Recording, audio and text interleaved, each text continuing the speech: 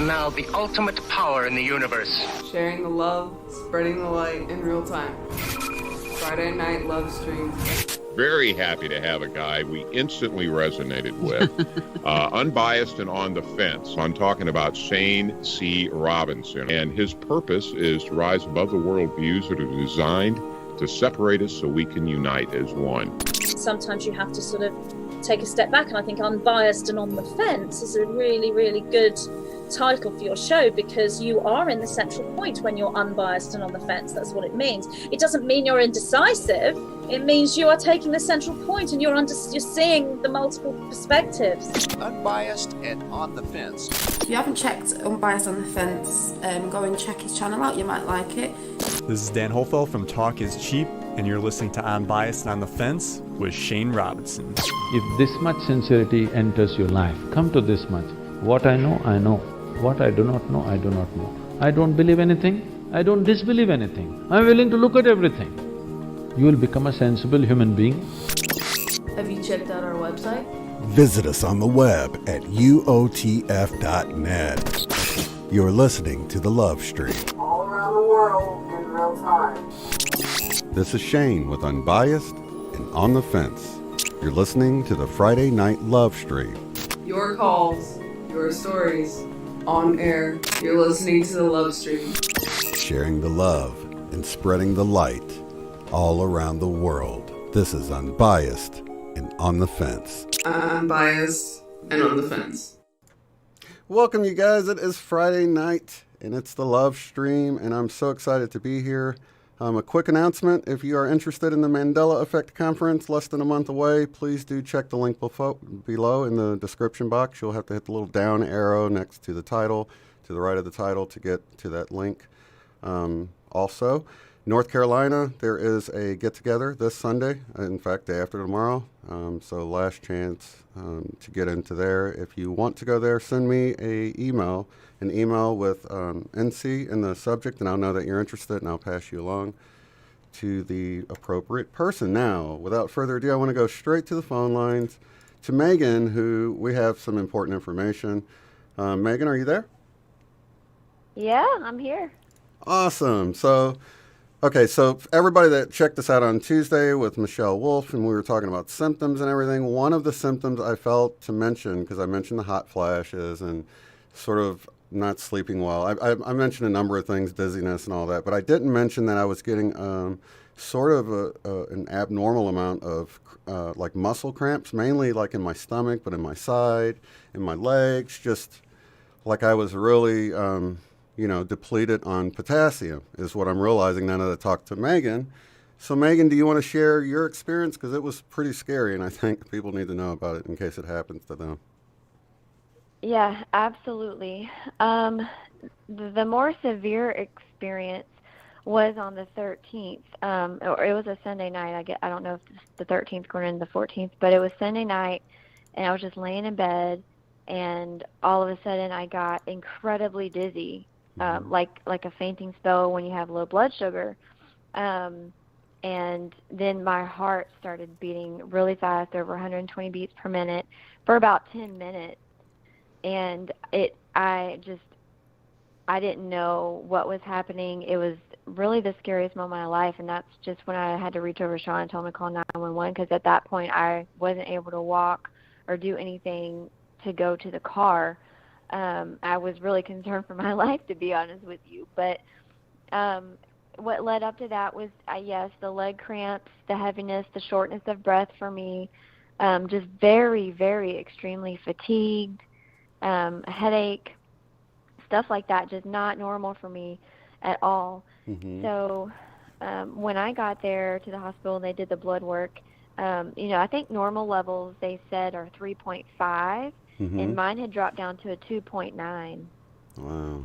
That's potassium, right? I want to make it clear because they're saying in the chat magnesium. First of all, we're not medical professionals. We're not offering any kind of medical advice. We're just simply saying what worked for us and her experience, and take it or leave it. But anyway, you're saying in the chat magnesium, and that is super important, especially for heart palpitations. But I was taking magnesium, and so I think you should be aware that potassium is an issue as well. So as well as magnesium. So a couple of people mentioned magnesium, but yeah, potassium is also really important. Well, that's the crazy thing, is that all my other levels were fine. It was just the potassium, and it had dropped down to a 2.9. And after talking with them, apparently low potassium, especially when it dips that low, can mimic a heart attack, and can be fatal. I've talked to other nurses. They're like, this isn't anything to play around with low potassium. You've got to get this in check, because they've had some patients that didn't make it that had similar things. And so that was just another confirmation, okay, well, this is actually serious, because usually I just brush it off like I'll be fine, it's just energy coming in. But it was it turned to a serious situation for me. So just monitor your symptoms, and just drinking water really doesn't cut it. They told me to throw in, electrolyte drinks such as Gatorade or, something similar to that to help balance out and replenish the lost electrolytes, because I was sweating a lot during nighttime, during dream time. My dreams have been really active, and when this energy wave came in on the 10th, I've just been having a lot of night sweats, and it just depleted me way beyond anything that I've ever experienced. So I have been on potassium all week. I take it 3 times a day. The break at night I'm finding is too much of a break, because in the morning I'm really struggling. I'm still feeling that dizziness feeling lingering around. Are you sweating at night too, like having the hot flashes in your sleep? I am. Okay, because I think that's what's probably doing it. Cold. It's a hot and cold. I'm like, oh my gosh, I'm sweating so bad, and I'll kick the covers off, but I'm like, no, I'm freezing. Same here. It's like the flu or something. Oh my gosh. Yes, it's very flu-y feeling. Yeah. And I'm like, but I'm not running a fever or anything like that. It's really intense. I think I had a sweat shadow on my side of the bed one night.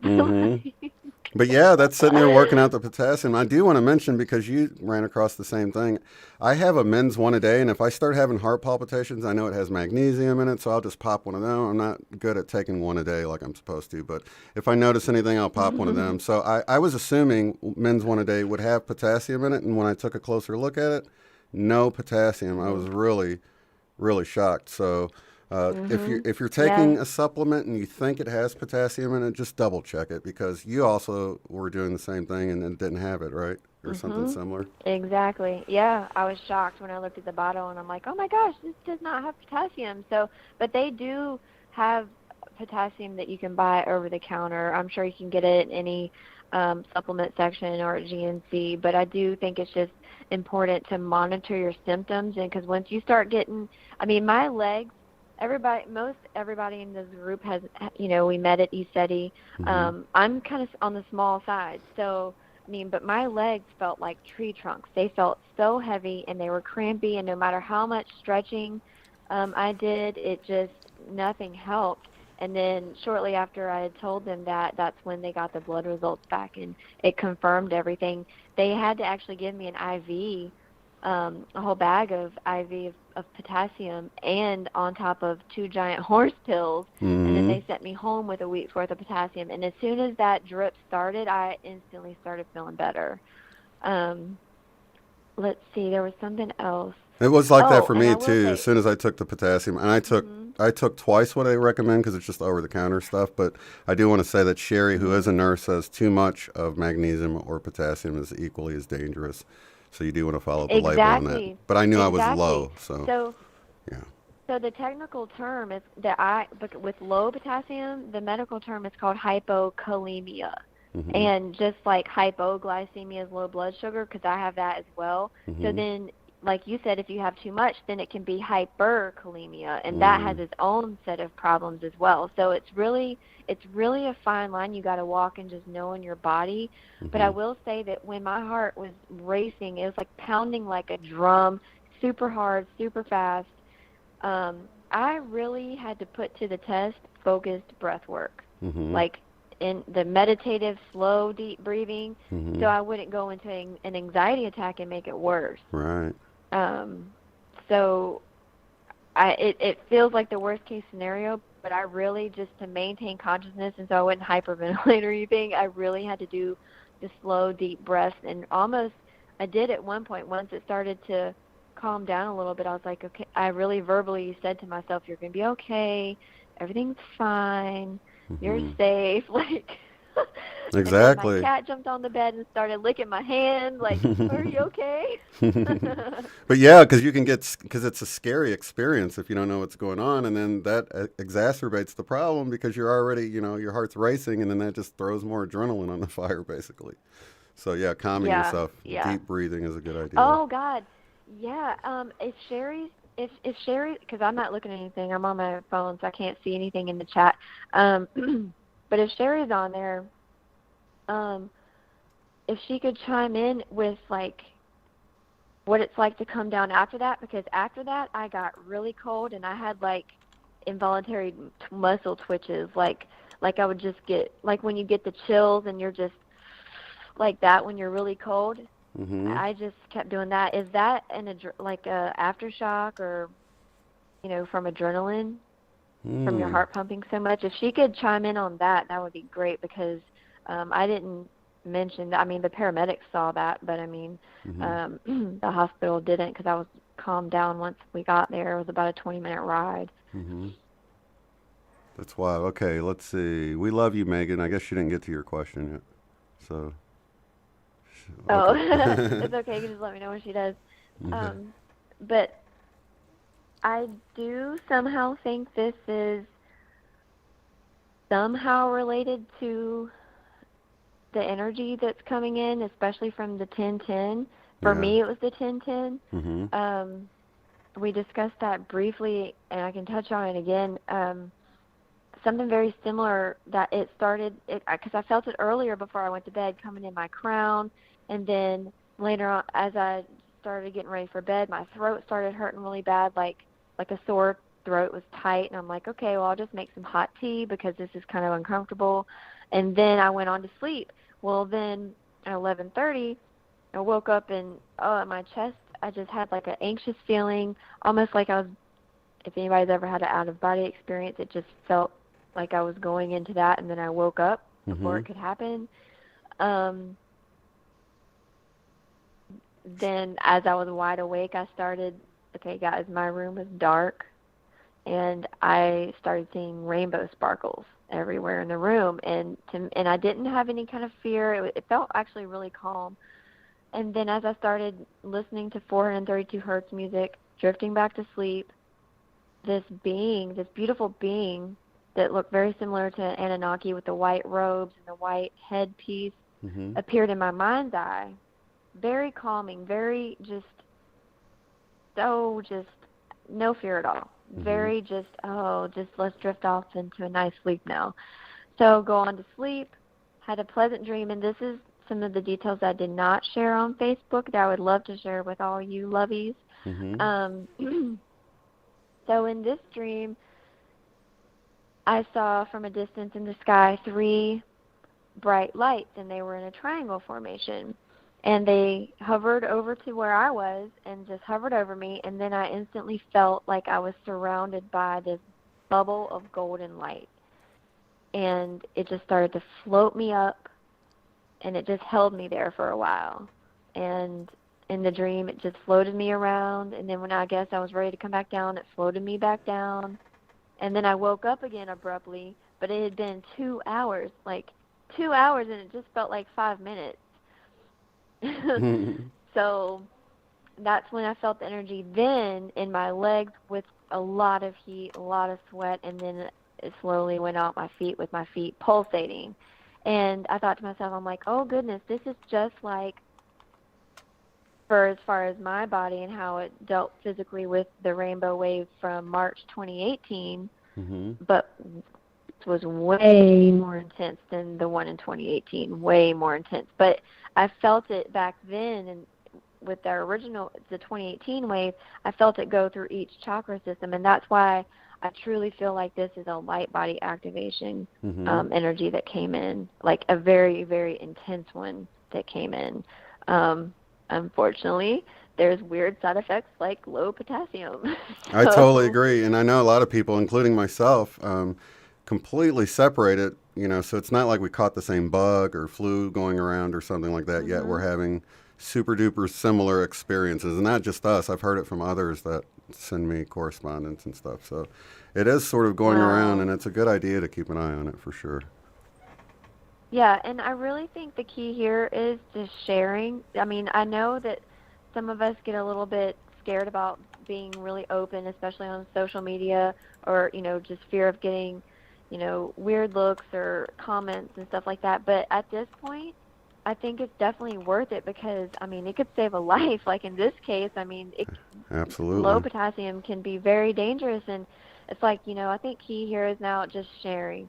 And if somebody resonates with it, then cool, it can help them along the way. And if somebody doesn't, then they don't. But I asked that general question, how's this energy treating everybody? And all the responses were so similar. Even Candace Carl Goldman, she said she didn't have any 911 calls, thank God, but she said she was having minor heart palpitations, very, around the same time period, which is not normal for her. And she intuitively, at the store earlier that day, bought bananas. That's awesome. So, right?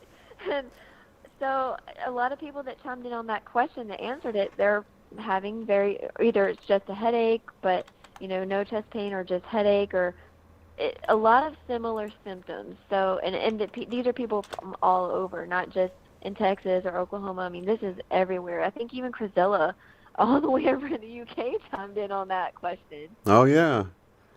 Yeah, and you mentioned a few different things that I thought were kind of helpful. You mentioned a few items, but you also said cheese will actually mess up the body's absorption of the potassium or something, or yes. dairy will, Yes, do not. They told me, and it's on the informational packet they give you when they give you medicine, but while you're, at the time that you're taking your dose, it's important not to have any dairy-related stuff like yogurt or milk. Like, don't drink your pill with some milk because the calcium will counteract your body's ability to absorb the potassium. So it just makes it pointless. Oh, that's probably why it's not included in the one a day, because that has calcium, and it would just kind of ruin that. Oh, okay. That makes sense now. Yeah. Okay. I didn't think about that. Yeah. So, just monitor your symptoms and see how you're feeling. If at the very least, if you find yourself sweating a lot, drink a Gatorade, like one of those mini bottles. If you're worried about sugar and stuff, they even have a 0 sugar one too, but definitely drink a Gatorade to replace the electrolytes and see if that helps. If not, just try a potassium pill. It couldn't hurt if you feel that's the direction that it's going, because I'm pretty in tune with myself, and I know how to take care of my hypoglycemia, and that's really all I can do is just make sure I have food on hand a lot. Yeah. But that wasn't helping, so I'm like, something's not right. Like, I'm eating and this isn't helping. I don't think it's this. And when they even tested my blood sugar when the paramedics got here, and that was perfectly fine. Everything was fine. So it really is just, it's intense. I'm sure most of us listen to Aluna, and the preparation she's been saying about October being pretty intense. She definitely. I've been feeling it. Definitely that's for right sure. on. Yeah, and I think she said there was something else that was supposed to be pretty strong next weekend. So I don't want to be on high alert and kind of make it worse if it does come in, but I'm definitely going to be monitoring my physical vessel a little bit closer and just listening to what I might need, whether it be rest or a Gatorade or water or some supplements.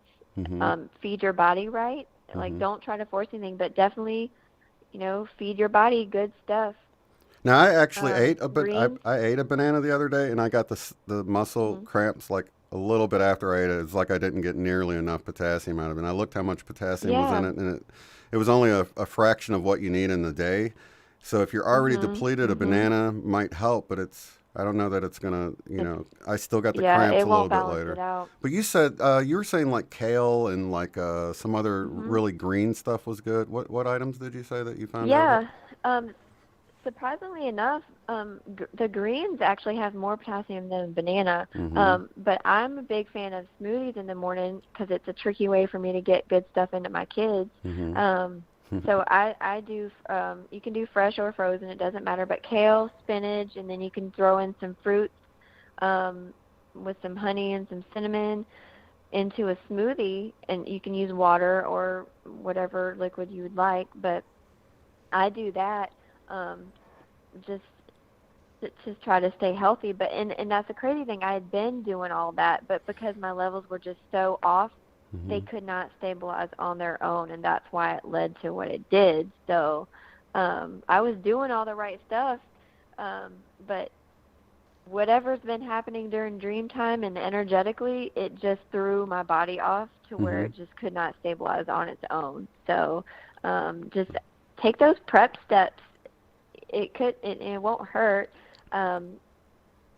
And don't hesitate to go to the emergency room, guys. If you feel like something's, don't sit at home and think ascension symptoms and not go get medical attention if stuff's getting serious. You know what's funny? Look at Jessica Thompson just said dill pickle juice for cramps faster than banana. Now check this out. I'm at the Quick Trip the other day.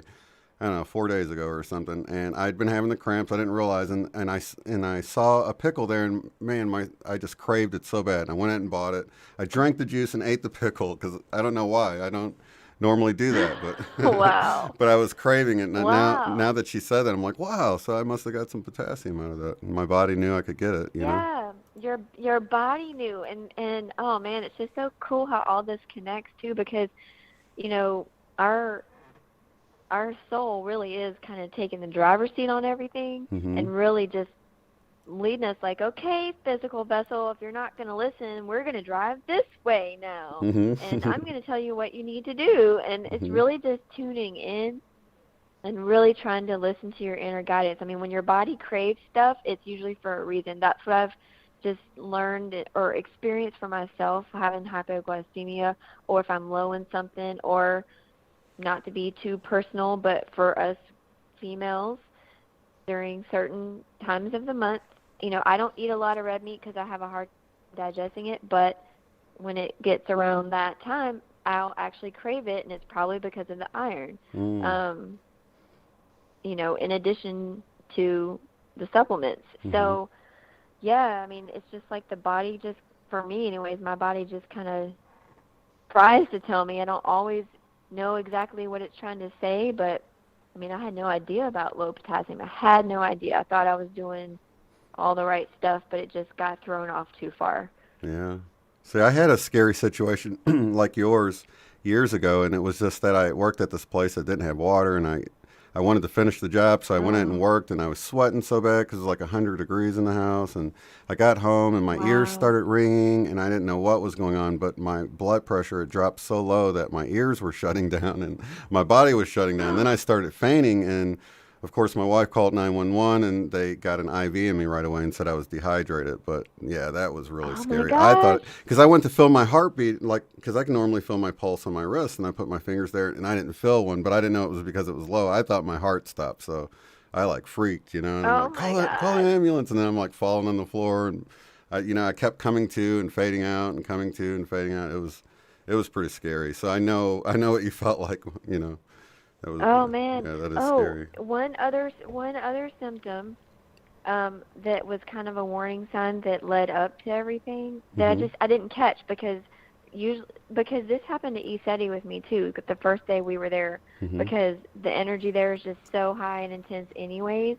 I was urinating more frequently there that first day, and then I was fine. I was fine the rest of the time. Right. But the same kind of thing happened a few days, you know, from the 10/10 all the way up to the 13th. I just started urinating way more, not the urge to go, but actually going way more. And so did you know, fun fact is that 80 to 90% of your potassium is lost through urination. Oh, I didn't know that. Yeah. So that's why you were saying you should actually eat. You should eat when you take the pills, not only because they, you know, the potassium definitely pills. don't do it on empty. Yeah, because it'll upset your stomach if you take it on an empty stomach. So definitely have some food with it when you drink it. Drink your water or Gatorade. Don't drink your milk with it. And if you're drinking coffee with creamer in it, try to hold off on that because of the creamer, and then also because it's unless it's non-dairy, and because of the caffeine, because that can definitely speed up your heart some too. So just little tweaks. If you are having any of these symptoms, it can ease a lot of those discomforts.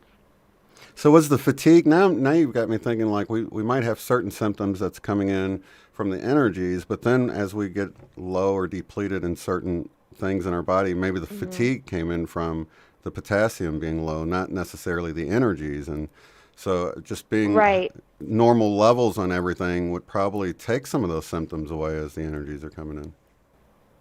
Right.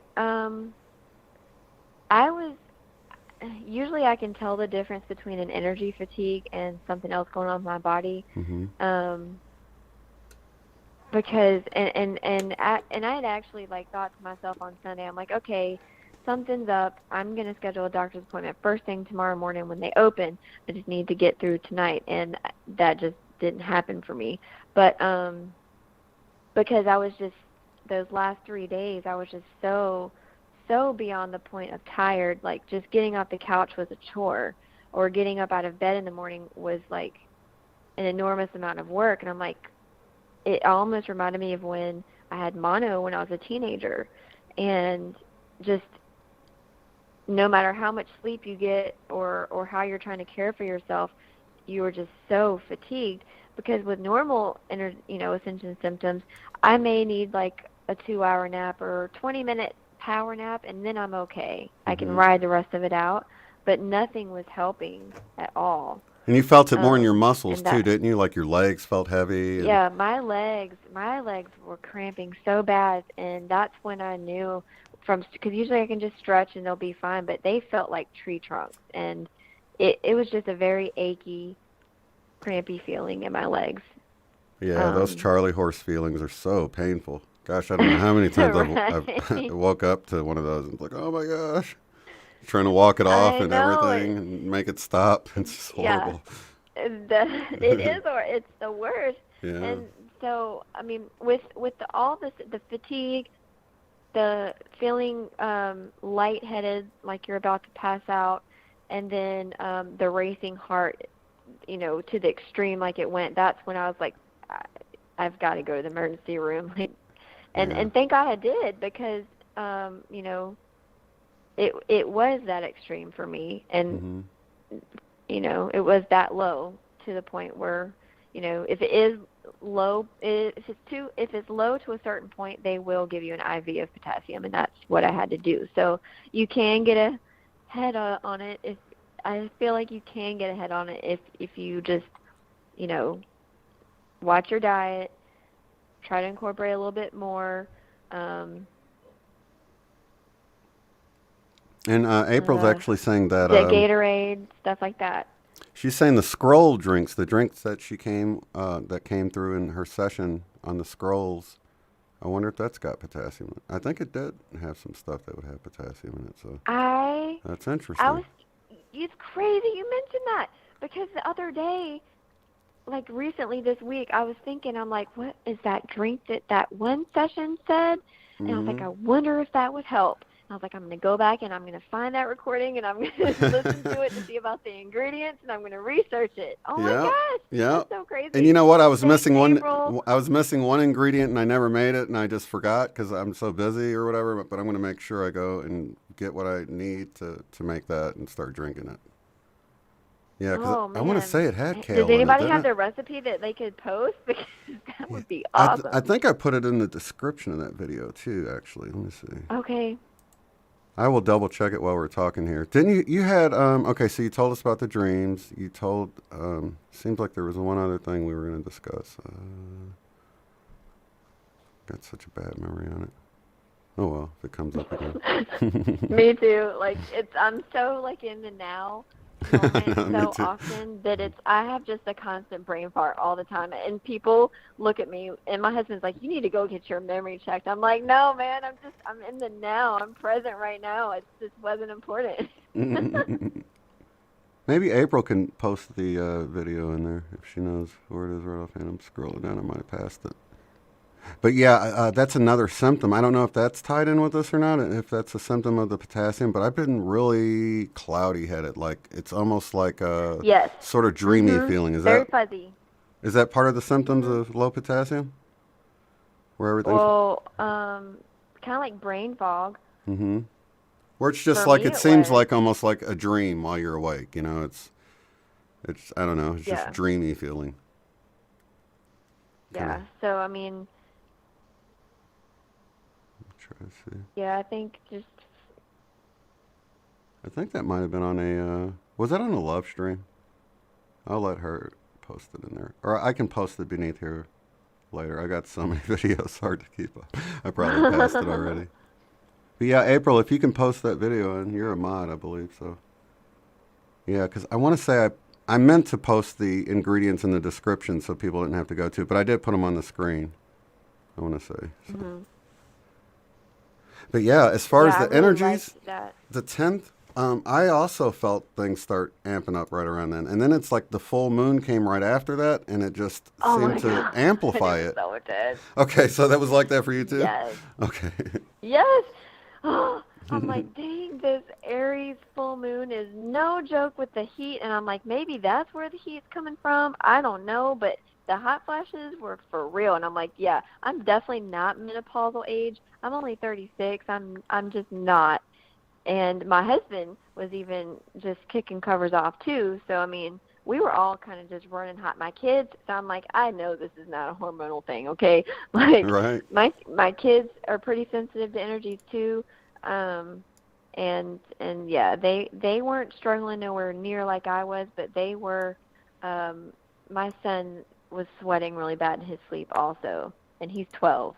And we keep it nice and cool in our house too, with a fan on us, because we like to have, you know, blankets on us. So we keep it nice and cool with the fan going. But still, I was like, just like you were saying, I'd uncover and, you know, and then I'd start getting cold because I'd sweat, you know, and I was like kind of wet, and then I'd get cold and cover back up and wake up again hot. Yes, it's so gross. Yeah. Back and forth, back and forth. But, you know, the funny thing is when I wasn't having the hot flashes or the chills, like during the day, I still felt hot. I mean, I went over to the thermostat several times thinking that the kids messed with it and like turned it up or something. But no, it was like 72 in the house, but it felt like it was 80 to me. Yes. I was just so uncomfortable. The same thing. Yeah. Yes, I would walk in our room and I'm like, why? And my husband would be laying there. I'm like, why is it so hot in here? Did you mess with the thermostat? He's like, no, I haven't touched it. And I was like, are you sure? Because it is like a sauna in here. And he's like, I think it's just you.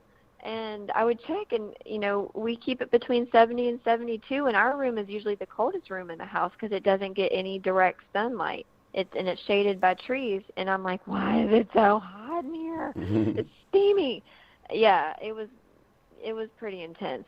When the full moon came in after the 10th, it just ramped everything up even more. So I'm kind of glad to see that full moon go. Rita says she's been having hot flashes right now, and it's been doing it the last couple weeks. So you might want to keep an eye on your potassium, magnesium levels.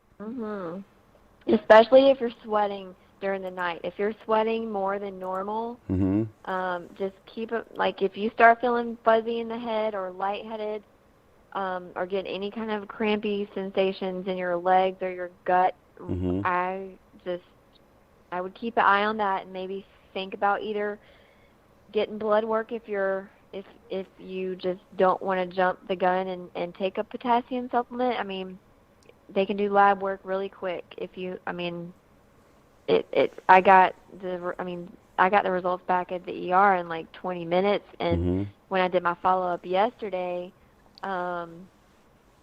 it wasn't a fasting lab, but I had already taken my dose that morning, but it was still just barely in the normal level after my morning dose of potassium. So today, let's see, I went in Sunday, was released Monday morning. Today is the first day that I've actually been able to function somewhat normal after about 11, once my morning dose kicked in.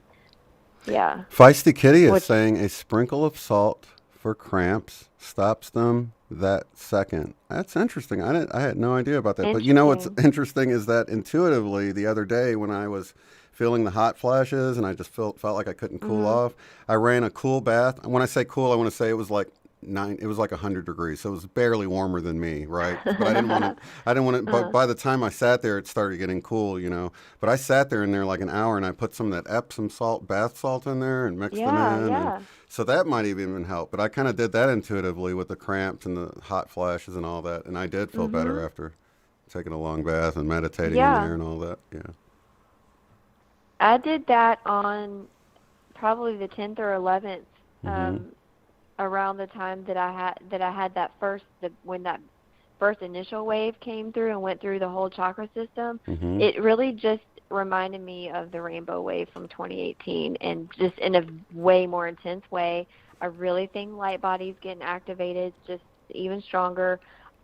It just, to me, it's making more sense now. Everything that some of the same people that we all follow, like Aluna Ash, and there's a few other ones that talk about just everything's just going to ramp up and light body activations are going to be more intense. I really am starting to see that, but it's important to take care of our physical vessel because, I mean, that's what we have to work with right now.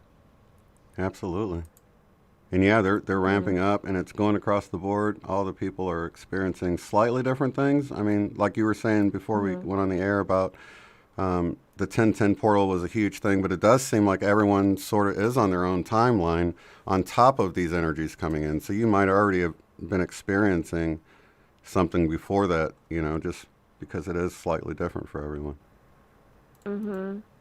Oh, and how about that weird Schumann blackout? Yeah, that's weird, huh? Now, I mean, I've heard rumors that that's supposed to be like timeline jumps or something, but or I don't know. It's very questionable. Oh, thank you for reminding me. Travis, bless his heart, sent me something, a different type of graph from the same night of the spike of the time. It spiked near the same time that my heart did that weird thing on the crazy thing on Sunday. Oh, wow. Shane, I will forward it to you in the text because he sent it to me through text. I'll forward it to you so you can look at it and you can post it. Actually, are you still there? Yep, I think I found the video here. April's first. Here it is. I will forward that to you, and you can take a look at it. I'm just going to send it to your number that I have. All right, I sent it to you. Perfect. I just got it. Let's see. Okay, I found it. I'll just go ahead and say it right now, but I'll post the link below. It's called April 2nd Beyond Quantum Healing Session. Let me copy this link and paste it in, but I'll tell you guys what's in it in 1 second here if you want to jot it down. Let's see, copy that. Okay, I'll put it in the chat there, and then I'll put it in the description. I'll put it at the very top, so if you guys are watching this later, just click the very top link, and it'll take you to that. And the recipe is at 26 minutes and 31 seconds in the video. It looks like somewhere right in there. Okay, cool. 26, 23, 26, 26. It'd be easy to remember. Okay, it says 2 to 4 quarts of good water, 1 squeezed lemon, 1 tablespoon of cinnamon powder, 1 root of ginger chopped, 2 tablespoons apple cider vinegar with mother, 1 teaspoon pink Himalayan salt, a 1/3 teaspoon of cayenne pepper, and 2 tablespoons of raw honey. So so I don't know if there's any potassium in it yet. It's interesting. I'll have to research it separately and see how much it's I don't know about that stuff. So. But definitely worth checking it out. Mm-hmm. I take cinnamon every day because it has many great properties, but it is to help stabilize blood sugar. And just because I have hypoglycemia, it does help me out there. Mm-hmm. And I think it has its own antibacterial properties to it as well. I try to do more natural methods like that versus, pharmaceutical pill route. So. Right, and I'm thinking the apple cider vinegar might have some in it if pickles have some in it. But I don't know. Maybe it's the dill in the pickle that does it. Who knows? But maybe the vinegar. Well, I've heard that apple cider vinegar is very good for you anyways. Mm-hmm. The pink Himalayan salt, that's probably good if salt helps take cramps away. Cayenne pepper could help. I don't know. So I guess we'll need to research that. If you're drinking that every day and it's got some pretty good doses of stuff in it, that it's got to help. So I like to hear what April's been experiencing with drinking it now. Yeah. Might help with parasites. Is that what you're saying? That recipe sounds so familiar, though. It sounds like a detox drink that I've heard of a long time ago. Someone else said that. They said it had a few different things in it that weren't in the, like it had the raw honey and the, the honey, the apple cider vinegar, and the cayenne. That's what I've heard. And maybe the honey was replaced with maple syrup. Has anybody ever heard of that? It was maple syrup, cayenne pepper, and apple cider vinegar. Oh, okay. So the root, ginger root might be something that's added. Yeah, okay. And the raw honey, I know they say there's more, like gut bacteria in raw honey or something like that? I don't really know. Yeah, I always do local raw honey because of allergies and stuff. So it helps with allergies if you can get local raw honey. Yeah, definitely. Yeah, that's what I did. I found a local outfit that sells it, and it's really good. I had to get some back when I got the black seed oil from Pura a while back because I had to use it with that. But it's awesome. Let's see. I don't know if you were able to see that one yet. It was a. Oh yeah, let me open it up here. Let's see. Oh wow. Wow, it almost peaked at, let's see, what is that? Centimeters. I'm trying to see what the scale is here. It almost hit, what is that, 139 it got 150. Yeah, that's crazy. Or close. It's way up there. And so I was trying to convert the time difference. So it was around about 139.48. And I'm like, that is crazy. So. Wow, that's a huge spike. It sure doesn't look like it on the other one because it gets white. So that's what Michelle and I were talking about. We think it's possible that it was just so off the chart they just blacked it out because they didn't want to freak people out if it was just all white. It'd be better if it's all black than all white because that would, show that it was working but off the chart. Oh man, that's so crazy. Yeah, so I mean, it's intense. Very, very intense. But yeah, I mean, just everybody watch your symptoms. You know your body the best. I mean, nobody. And honestly, when I went back to my follow-up yesterday, I was slightly disappointed because, I mean, I personally am careful with what I say to mainstream doctors because some of this stuff can seem out there to people that are kind of narrow. Mm-hmm. They're real quick to jump to the psych eval, and it's like by this point, it's like you really can't convince me of any of that because I've seen stuff. We've all seen stuff with our own eyes, and we're seeing the benefits of all this work that we're doing, and it's just part of the illusion, and I just really don't want to buy into it anymore. So, and I really just once you wake up, you can't go back to sleep. So. Well, that's good advice. So if you end up needing to go to the emergency room, stick to the basics, tell them the symptoms, but do not mention any energies or portals or anything like that. Yeah, just stick to the basics. Like, well, I did notice that the Schumann spike, they're not going to know what you're talking about. They're just going to give you the one raised eyebrow look like, okay, let's call the seventh floor. But, these men in the white coats are going to help you out here. Just follow them. I know. Just let's freaking go take a walk. But yeah, no, I was disappointed yesterday because he tried to lump it all into the umbrella of anxiety.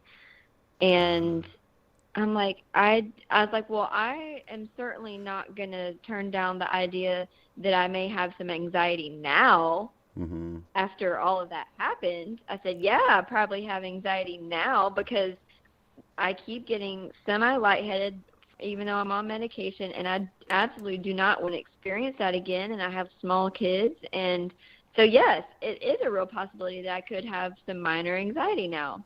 Heck yeah. But I was like, but this wasn't anxiety that caused that. Like, my life is fine. I wasn't in any kind of stress. I was just laying there watching a movie. Mm-hmm. And it's just being normal. And then all of a sudden it's like getting zapped with something mm-hmm. out of the blue. So I was a little bit disappointed there. So, yeah, like Shane said, just stick to the symptoms. Don't, you know your body better than anyone else, better than any doctor. Yeah, they went to med school and know the book stuff, Mm-hmm. but the thing that I've noticed with Western medicine is that they always leave out the spiritual aspect of things. They focus on the mind and the body, but they leave out the spiritual. And to me, it's essential. You Mm-hmm. have to have all three in balance to work cohesively, or everything's just going to fall out of balance. Yeah, I think a lot of us, I know I do, neglect the body probably most because I'm so focused on, the spiritual aspect of things. But yeah, it's easy to neglect. And that's why sharing can just really help here, because where one person may have great tips for, salt helps cramps instantly, you do this. Another person may be like, oh, okay, well, these yoga stretches will help with your body here. And then somebody else will be like, oh, well, this 432 hertz music will help with your relaxation to your mind. So it's really, everybody has their key roles of something that they know that can be so helpful to everyone, that can really, for all of us to benefit from in a whole complete experience. Absolutely. Sorry, I'm talking to the chat here. Good night, you guys. We got people checking out. Let's see. There was something I was going to mention here that I read. No. Let's see. Organic's supposed to be natural. You believe we have to pay to have something grown special way. It's all GMO. Yeah, even at some of the health food stores you have to watch nowadays because they'll slip stuff in there, I found out. That's a shame. Yeah, it seems like you could just read it and know it's good. Or, go to a certain store and know everything in there is good, but you can't really do that, unfortunately. No, and something to touch on that, because my family on the East Coast in Virginia, they have farms, and they grow different crops throughout the year. Soybeans is the main one. And one of my cousins, we were talking, and he really would like to go the organic route, but he told me it takes 5 to 7 years of not treating anything with stuff for the soil sample to come back for them to approve you as like the first step of going as an organic farmer.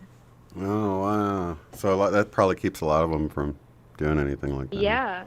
And then, so if you can't spray anything, your crop size is going to be reduced because of pests and stuff. So, yeah, it's a lot of work, and that's probably why it's so expensive. But, he thought about it, but it's just, he said that the larger companies make it almost, like the guidelines for it, they make it almost impossible for, smaller farmers to even go that route.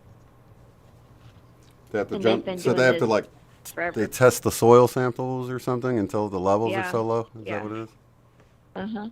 Yeah. You have to be consistent. Like, it goes, for 5 to 7, it takes 5 to 7 years for the soil to be okay if you've ever treated it. Well, it seems like just cost-wise, I know it's hard for just comparing the cost of just going and just to survive and buying groceries and then going and getting all organic is just like night and day. I mean, it's just so expensive. Yeah. You know what I mean? Mhm. And you can see why now that you mentioned the farmers having to jump through hurdles and everything. And then you got to think, what if your neighbor farmer doesn't want to go organic? Is that stuff he's spraying going to fly over onto your crops? And I mean, there's a lot of things to Right? consider. The wind, it seems like it would carry that stuff. Geez, and then you have the chemtrails that eventually make its way down and then also contaminate the soil too. So I mean, it's really just a bombardment. So you really just, try to do the best you can. Definitely rinse your vegetables. But absolutely. I mean, it's just all of this really. Once you start to see all the connection, like I'm, I used to get really mad about it, and when I was in that rabbit hole of stuff. But now I'm just, some things are just beyond my control, and I do the best that I can and try to make peace with that. And things are coming to the surface. Things are going to change, I feel, and it's just focus on what your role is and what you're here for and what you feel you're meant to do, and just be your best you. I mean, I don't have to be the loudest person in the room. I don't say very much. Usually in a group, I just sit kind of quiet and just observe. I don't need to do that because that's just not my role. I'm the person that I'll give somebody a neck rub or a shoulder rub, though. Right. Well, I wanted to, I don't know if you're wanting to go there or not, but I mean, you can talk about as much as you want, but I know that you've been doing BQH and you took the course and everything. I just kind of wanted to get your feelings on the course and, some of your sessions you've been doing. How, you don't have to be specific, but just how you liked it and all that stuff. Oh, sure. I definitely enjoyed it. I mean, as soon as I found Dolores Cannon early 2018, she was like my connector piece. Yeah, me too. For a lot of people. Missing, yeah, the one missing puzzle piece, and I'm like, oh my God! And she really has guided me a lot in dream time. She visits me. I just feel her. I've heard her speak in dreams, and she's still teaching up there. She is giving lectures up there. I enjoyed the course. And then now that I'm practicing, I'm still in practice mode. I've had a few sessions, and, there have been a couple where I tried for 2 whole hours, and they felt zenned out and relaxed, and they were happy about that, but they couldn't turn their conscious mind off enough to really what would throw them off is once they would start trying to talk, it would snap them out of trance. Was English their first language? Yeah, it was with my mom.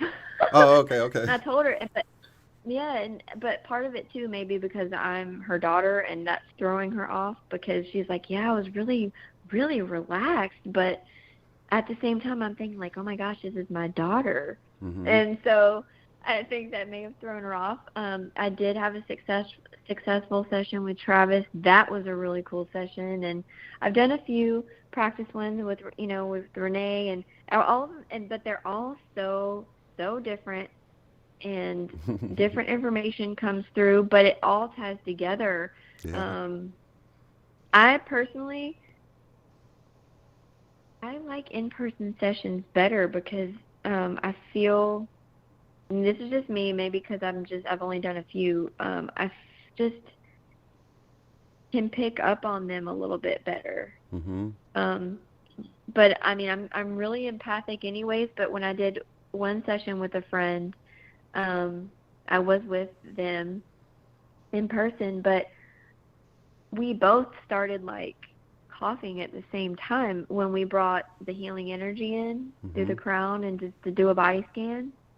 We both kind of like that, that dry cough that just you have to clear your throat or get some water or maybe feel like you're going to gag. It's something like that. And we both started feeling that at the same time.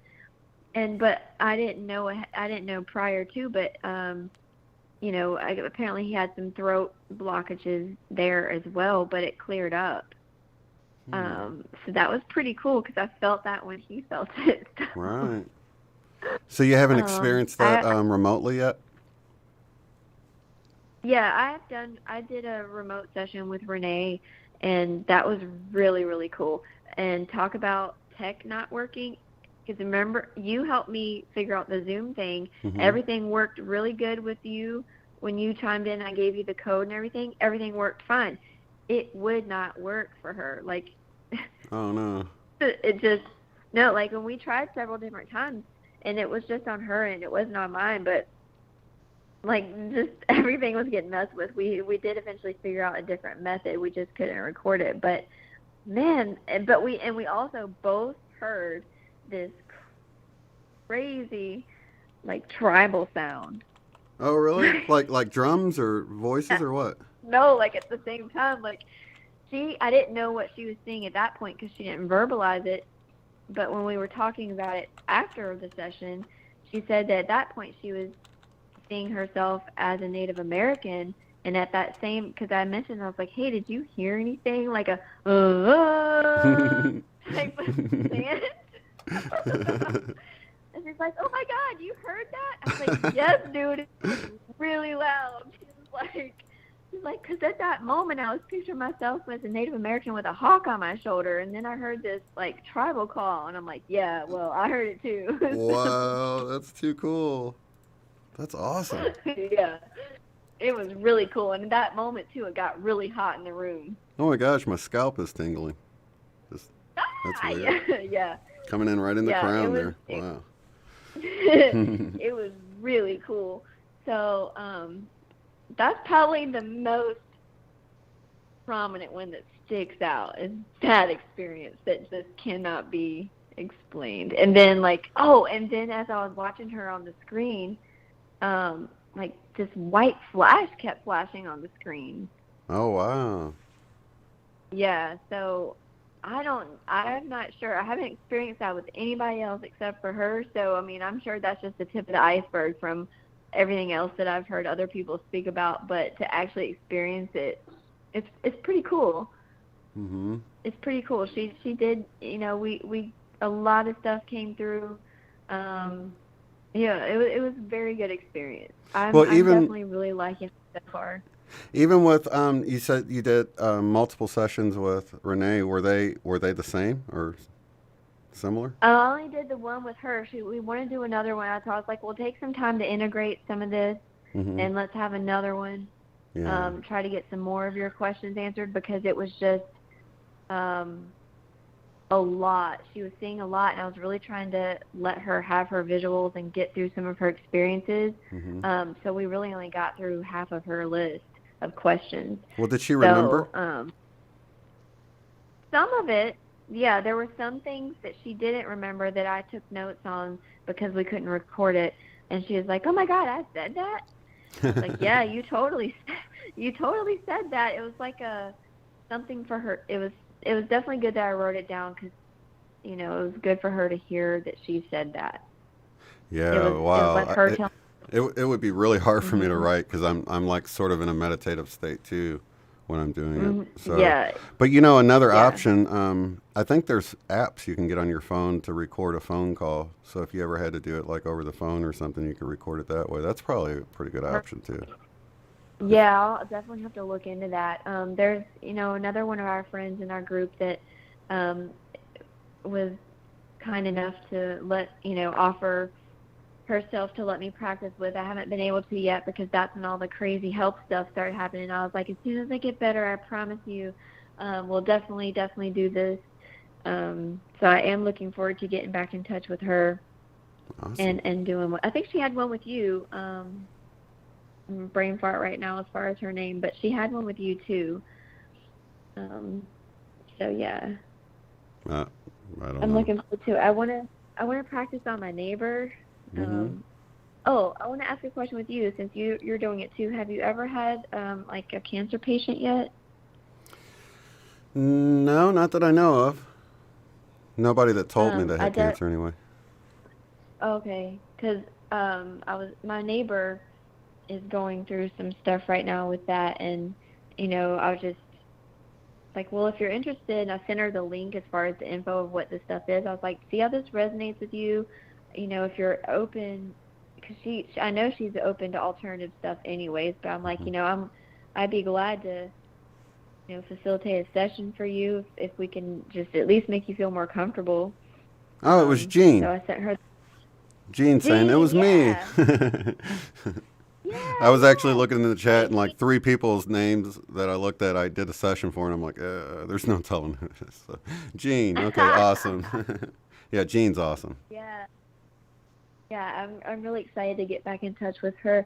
So yeah, with my neighbor, I just saw her today to go check on her and stuff, and I'm like, give this some thought, see how it resonates.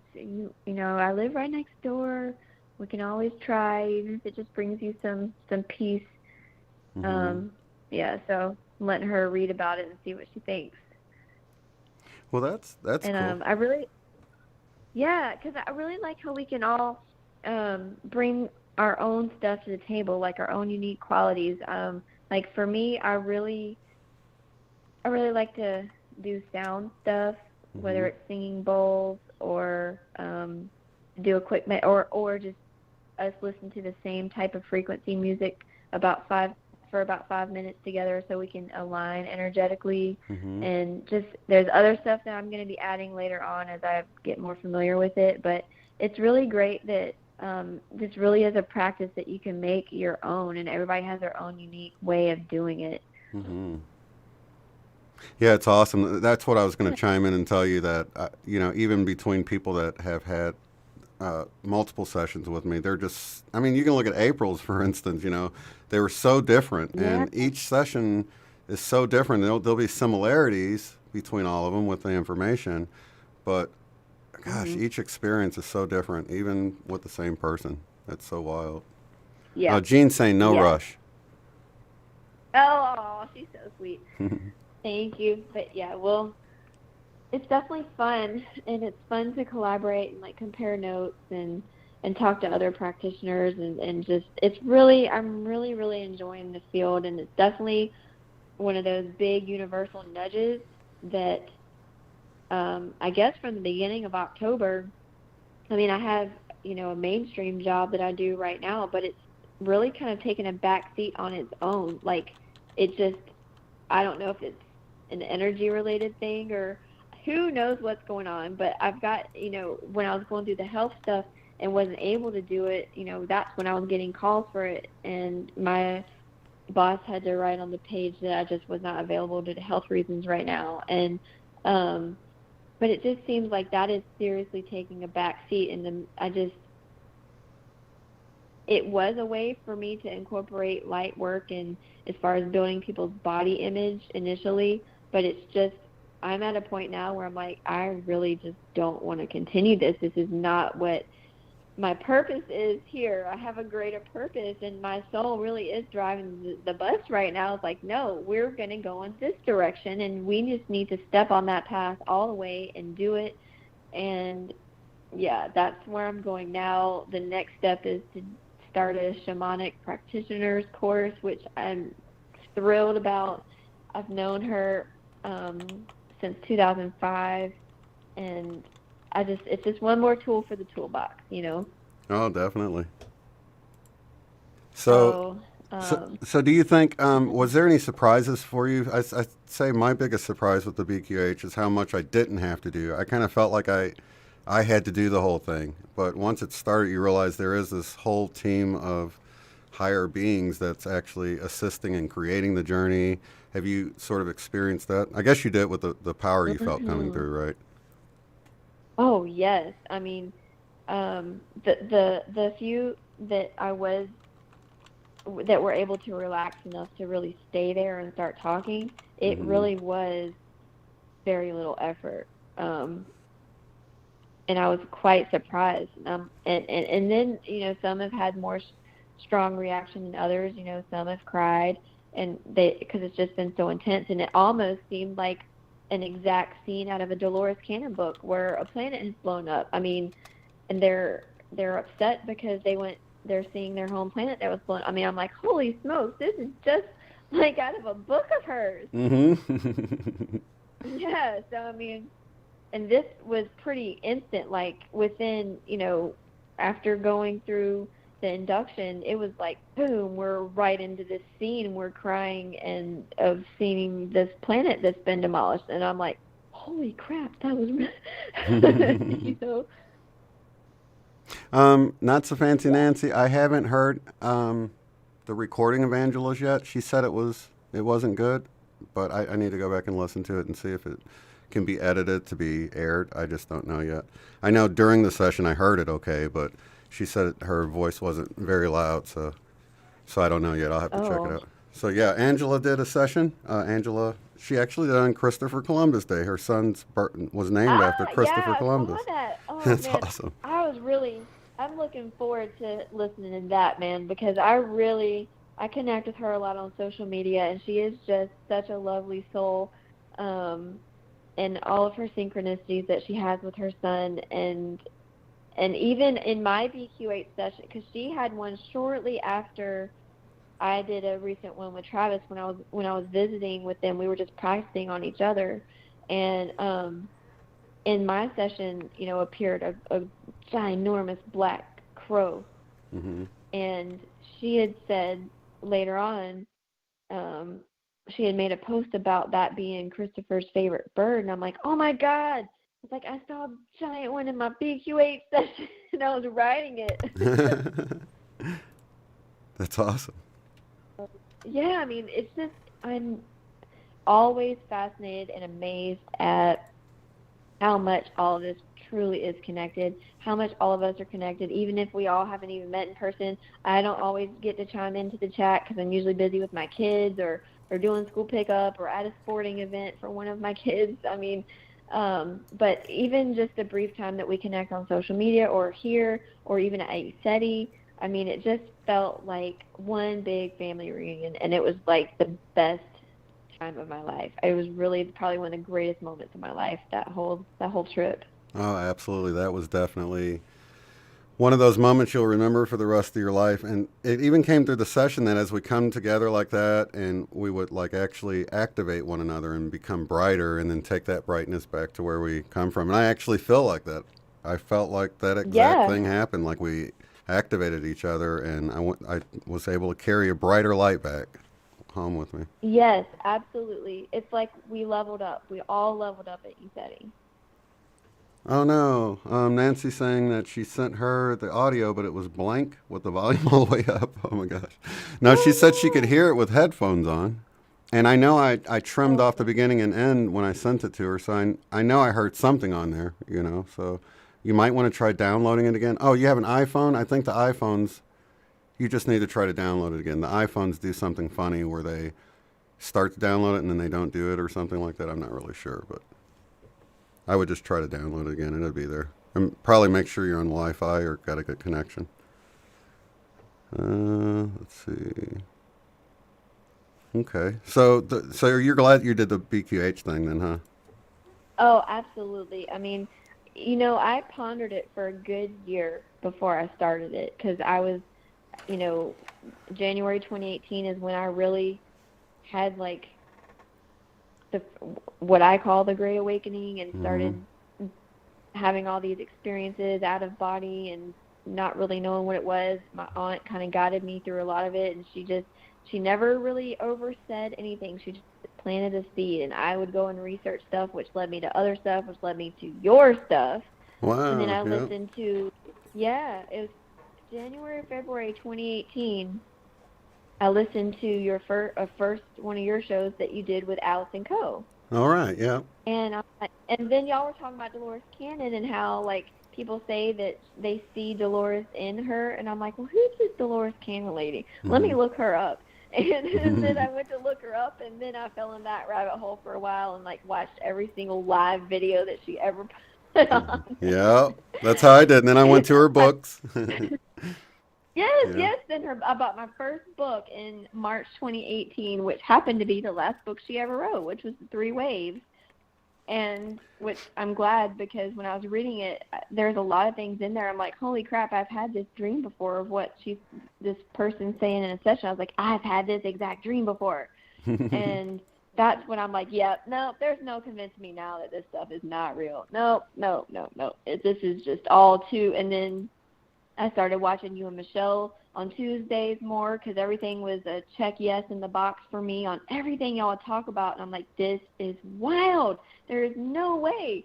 And it was just such a great experience, and then I saw you post talk about BQH and saw the codes and stuff, and I'm like, well, I really just needed to watch it and observe it a little bit more and really feel it out. And then last February, shortly after our gathering in Austin, I'm like, that's when I started pondering it. And then me and Travis just really kind of took the plunge together at the same time, where I'm like, let's just do this, man. Like, we need to do this. I really feel like I'm being pushed that way. Like, we're going to be needed here soon. So that's exactly what I feel like. And people, even the people that barely get any information out of it, get just enough of a nugget that it just propels them forward. I'm amazed that you can have a full of information session or a session. I've had sessions that were 3 hours long with just one line. I just heard blah, blah, blah, and that's all they got, and the whole time they didn't see anything, or they might have saw something little, but, they basically didn't get anything except this one line. And then that, was enough to get some forward momentum going again. But that book you mentioned by Dolores Cannon, The 3 Waves of Volunteers, that's when I actually came across what sounded like the Mandela Effect in one of the sessions. It's actually chapter 23, The Best Agenda for Earth. So anybody that has that, check that out, because I want to say, they don't mention the Mandela Effect, but they talk about these factions that were wanting to make changes to our reality, and I was like, what? And it totally sounds like they're describing the Mandela Effect, and it was to wake humans up, and it woke me up, and, so I don't know. It was sort of an answer. It was definitely an answer I needed at the time. So I came across her as a result of the Mandela Effect. Somebody said, you want to know what the Mandela Effect is? Check out this video. And it was just one of her videos that they just reposted of Dolores Cannon, and they ended up taking it down because they're all over taking her videos down, But it was enough that I knew who she was, and I was able to, move forward in that and go down that rabbit hole just like you did. Mandela Effect for you for Texas. So I've lived here now for 7 years, and Sean's from Texas. And when we first moved here, a very common travel highway is 190. It goes east and west. So about 5 years ago, all of a sudden, I noticed on my GPS on my phone, my app, when I would look up directions to go somewhere, it would say I-14. I'm like, I-14? What is I-14? And it's really 190. And then I got on that road, and then there was these everywhere I-14 signs. I'm like, where did they come from? Like, I've lived here for this many years now, and where did these signs come from? Wow. And some people are like, they've been there, and I'm like, no, they weren't, dude. Like, that many, no. It's always been 190. It has not been I-14. Is it both or just 14 now? It can be both. It only shows it as I-14 on the GPS app. Oh, I see. On the map. Yeah. But they actually have physical signs. I'm like, well, when did these signs go up? I drive this road every single day. When did these signs go up? Like, I would see these, okay? And they're like, well, they've been there for however many years. And I'm like, but I've been here since then, and I've never seen them. And they don't look new either, right? That's the thing. They look like they've been there a while, right? Yeah. I'm like, oh, my God. Yes, you know what freaked me out? Big one for me. What freaked me out driving through Texas was Buc-ee's. Do you see how it's spelled now? I'm like, what the heck? That's weird. Yes, it's, what is it? B-U-C-E-E? It's B-U-C-C now or something. It used to be B-U-C-K-E or something like that. It used to be like Buck from what I remember. Now it's B-U-C-C. Let me look it up again. I don't want to mess it up. Buc-ee's. Yeah, it's B-U-C space E-E-S, I think. Let me double check. It's B-U-C dash E-E-S. Does that sound right to you? Wow. Yeah, it does sound right, and because it's kind of a thing here in Texas. Apparently, it's a popular thing. It's a popular pit stop area. Right, but you don't remember it with a K when you first moved there, or no? No, because I didn't. We don't go there often, so by the time I did go there, I've always seen it with the C, the B-U-C. I could ask Sean though. Because Sean's from here. He always talks about this kind of stuff. I'll ask him later on, and I'll have to let you know. And I want to do a little poll for the chat. I want to know if you guys, you know the food delivery company called Schwan's? If you can spell that in the chat of how you remember it being spelled, because I was out driving and it's changed for me. 100% sure it changed. I could see it in my head the way it used to be, and now it's different. So if you guys will type in Schwan's into the chat of if you know that company and you know how you know it was spelled, just type it in there. How you remember? Because I was really surprised. Can I say how I know it was spelled? Yeah, how do you think it was spelled? All right, so I remember it as SCHWA. I don't know if I had one or two N's and then S. That's so funny you said that. That's so funny you said that. You got the download. You got the dual memory. So let's see. I'm not going to say which is which, and people. Oh, and here they pop out. 2 N's, 1 N, 2 N's. Keep it coming, guys. Because when I saw. Because my friend was obsessed with the Schwan's, man, with the ice cream. God, that Schwan truck, it was always at the house. Oh, man. Yeah, I definitely 100% remember it with 2 N's, but now it just has 1. And it looks like it's 50-50 right now. We've got, and then, you know, you're on the fence about it between the two. Yeah. So, yeah, that's, isn't that weird how you got the dual memory? Now, here's the thing. With people that don't believe in the Mandela Effect, why would she pick the 2 choices that, you know, that we're looking at here? And it's like that when I watch, if I look at a Moneybags video that comes out and he goes, which one is it? And then I'll have 2 ideas in my mind. Well, I think it's either this or this, and those would be my choices. Why do I have the exact 2 choices? That's just strange, isn't it? I really do think it was the 2 N's, though, like, because we used to kind of make fun of the name, so. Right. Yeah, and someone else said they remembered it as being swans, like actually just like a swan, like a bird with 1 N and everything. Oh. And it has a swan in the logo, but it, yeah, okay, so we have a few more people with 2 N's. That's good. There were definitely 2 N's, laugh out loud. Please look up the picture. It looks so weird. The name looks so short with 1 N. Just like JCPenney's looks so long with that extra N in there. Or the extra, what is it? N-E-Y, yeah, it's the extra E. 2 N's. What I'm is so it glad. Now, instead of it being What like is penny, it, you know? it's P-E-N-N-E-Y. Instead of just spelled like penny, it's got an E before the Y. Oh. Like J.C. Penney. Do you remember it with spelled like a penny or with an E in there? I remember it. Oh, God. Both The ways? N-N-E-Y. Oh, okay. Yeah, that's the current version. It looks so long to me though. There's like Schwan's looks so short now. Yeah, that's weird. Yeah, I am leaning towards the 2 N's because it was just so long, and we would just drag it. We'd be like, Schwan. Yeah, because it's loaded up with consonants at the beginning. You got to put a couple at the, 3 at the end to out, balance it out, I guess. That's hilarious. But I just saw that on the road, and I'm like, I don't know when that changed, but I plan on putting it out at least to you guys. I'm glad that you guys. There's some of you guys that remember the double N's because I asked a few people and they spelled it the new way, and I'm like, I hate when that happens. I hate when nobody that you ask remembers it the way you do right at first. You know what I mean? Mhm. So it's a relief. There's more people like that will jump on board with the Mandela Effect than I thought, anyways. Because when I was at physical therapy a couple years ago for my neck, I just said something in a very coded way just to test the waters. Mm-hmm.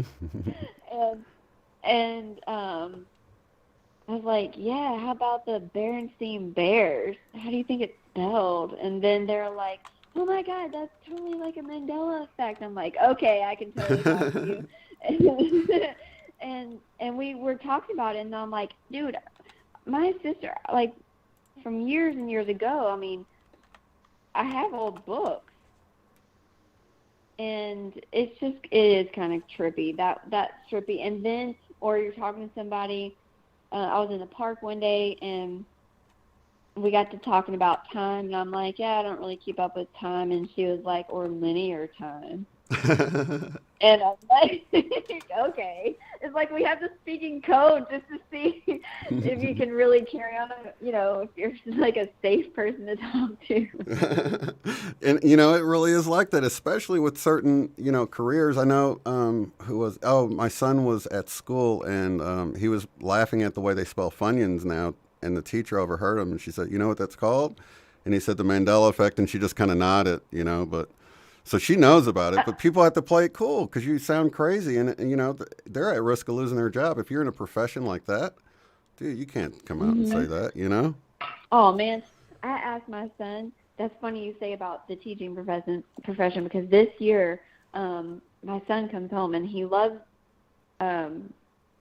school this year. He didn't so much last year because of certain teachers, but he loves his math teacher this year, and he comes home talking about all the cool stuff he does all the time. Like he'll play guitar while he's taking roll, and he just has these off-the-wall topics that they talk about that have nothing to do with math. And I wish I wasn't fuzzy right now because I want to remember a specific thing. But I'm like, dude, that has nothing to do with math at all. But it's cool that y'all are talking about that. And I was like, he sounds like a very awake person. And I was like, hey, just for giggles, you should totally ask him if he watches Ancient Aliens. And so he did. He did. And he said he didn't. I was like, whatever. From everything you're telling me, I really want to have a conversation with your math teacher because I bet we could have a lot to talk about. Because they were talking about planetary stuff and some of the things I talk about in the car. I'm really open with my kids about this. And he's like, oh, my God, my math teacher was talking about that the other day. I'm like, yeah, and that has nothing to do with math. Oh, yeah, they were talking about the Mandela Effect movie. Sorry to cut you off there. No, it's going good. Did you see the trailer for that yet? Mm-mm. Okay, because how close are you to Austin? Which side? Because where we were for New Year's, it was about 45 minutes for me. Okay. Oh, did you just go to the lake house, or did you go over to? Oh God, Shane, telling you what, this is like it was a cosmic joke for my GPS that day. I typed in that lake house address, and it took me to Angie's house. Oh, it did. Yeah. I was so late getting there because it took me way to Andy's house. I'm like, I checked like multiple times. And then when I retyped it in again, it did take me to the roundabout area, but the wrong side of the lake.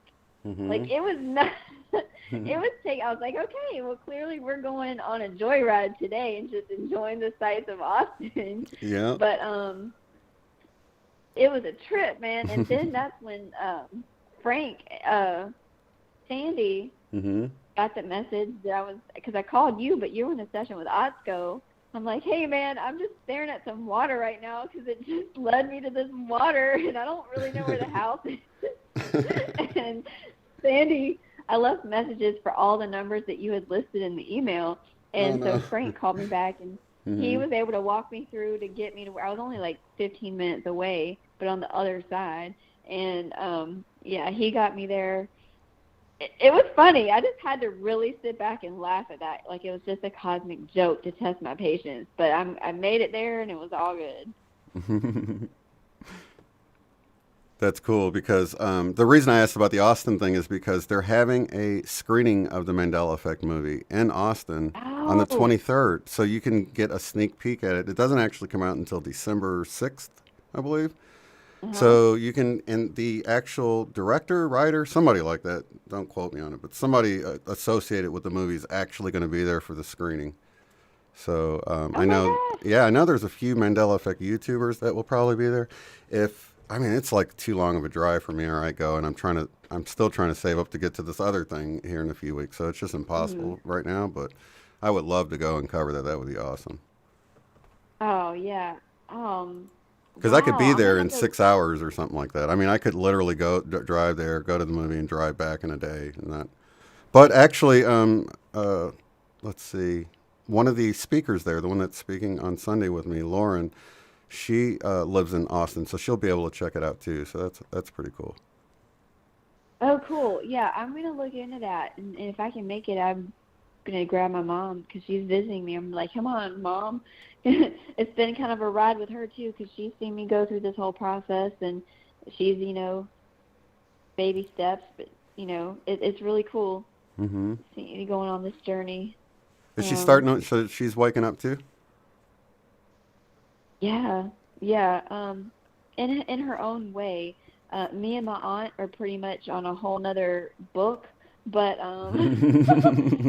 but she's open and she'll hear it out and she just has to process it in her own way. But she's seen the change in me in the positive ways, and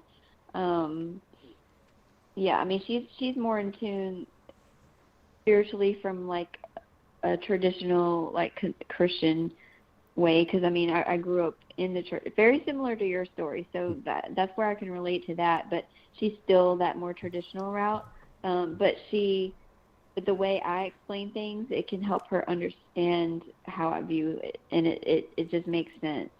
She can make it make sense.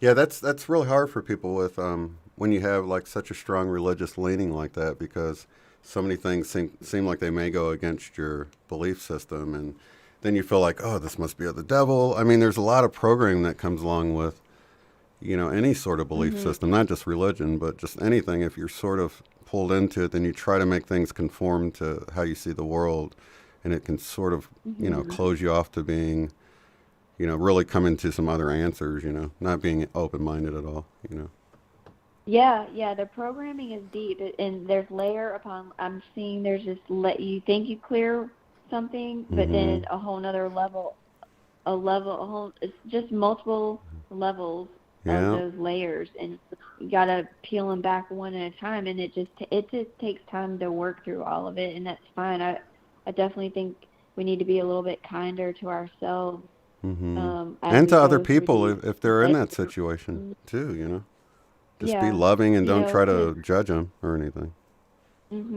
Exactly. And also, you can't be a doormat either. So, just protect your energy and stay in your own. And if you feel like somebody's projecting, we're all human. Sometimes, like, if you can catch it quick enough and take a step back and just not accept that projection and just wish them well, it just really does help you bounce back quicker, or maybe just somebody could be having a crummy day, or, I see a lot of it on Facebook, and all it takes is one kind comment to reassure them, like, hey, I believe in you. You're doing the best that you can, and not all struggles are visible.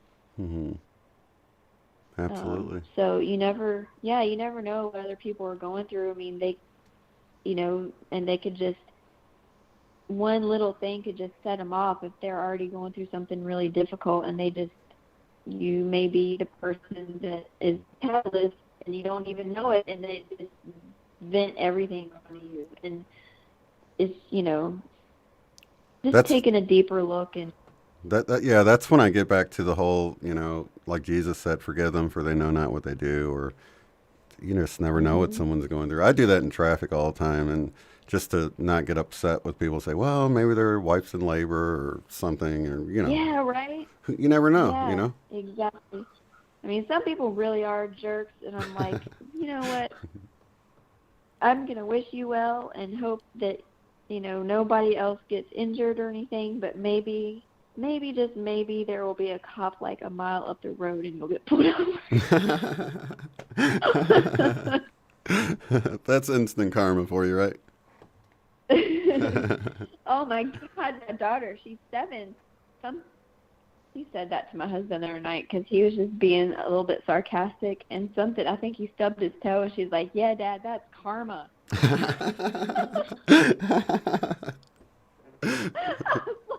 Oh my God. From the mouth of babes, right?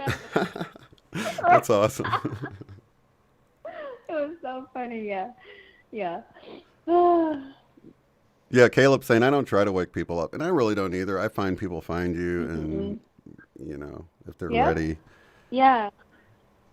I've gone past that phase. I was in that phase in the beginning. Mm-hmm. That's really our Christian upbringing. You know what I mean? It's our Christian upbringing that we feel like we need to convince. Everybody. Yeah, exactly. It's our job. Yeah. Yes, and that is very deep programming too. But now, if somebody just says one key word, or that happened today when I was checking out at the grocery store, the cash register, because I was just buying a bunch of elderberry supplements because I'm a firm believer in that. It works well for me.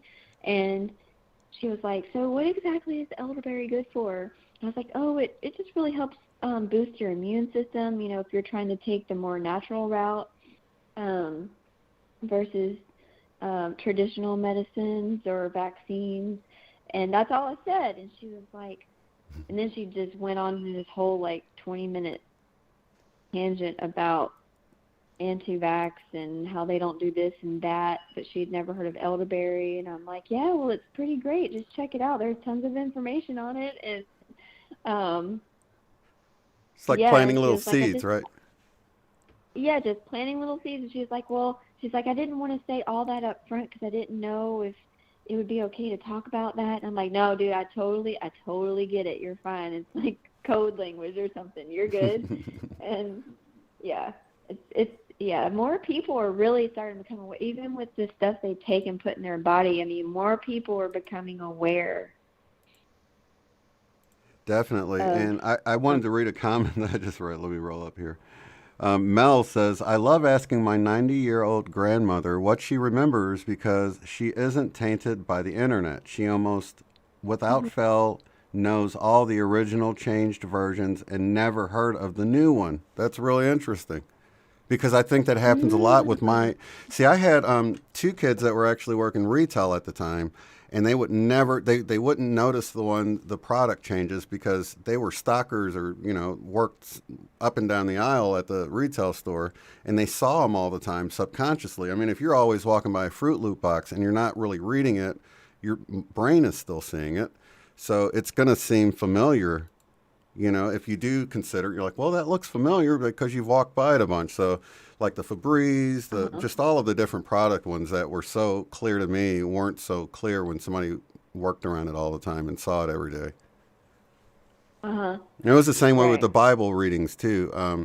That one video that Vanessa VA had put out where he was asking everybody in the church what they remembered. The little old ladies that read their Bible all the time knew the new way automatically.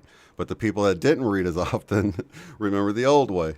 So it's almost like you're reading the Bible and you overwrite. As things change, you read it the new way and it overwrites the old, what it used to be, and you just only remember the new way. Well, it definitely reads different to me now than before the awakening.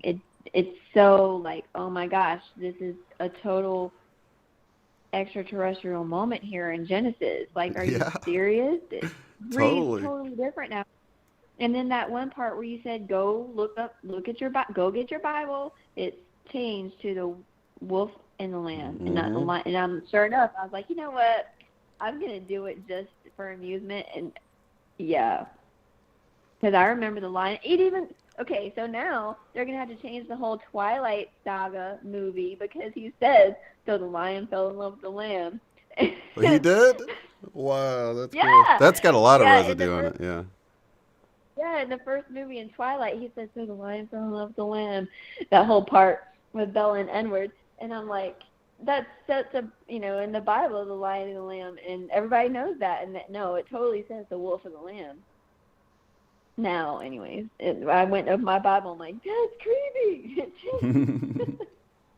And this was not a Bible app, like the actual, my actual book Bible that I had. Yeah. Yeah, it could be covered with dust and everything, and it looks like it's always been that way. Mm-hmm. You know what's cool? Go ahead. Go ahead. Sorry, there was a little bit of a delay there.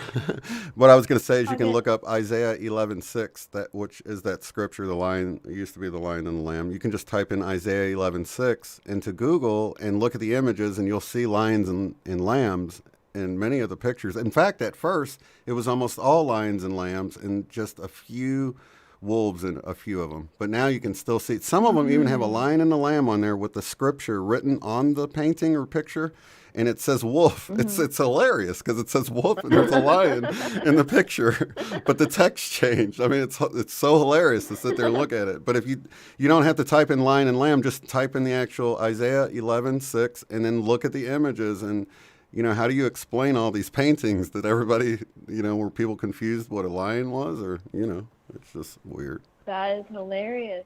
Because even on the Bible app that I have on my phone, like, you can change how you want it to read, whether you want to read it traditional or if you want a common English that's just a little bit easier to read. It has just newer words in there, but I mean, that's all the same. It says the same thing as the book does too. I'm like, whoa, that's just crazy. But yeah, it's pretty trippy. So.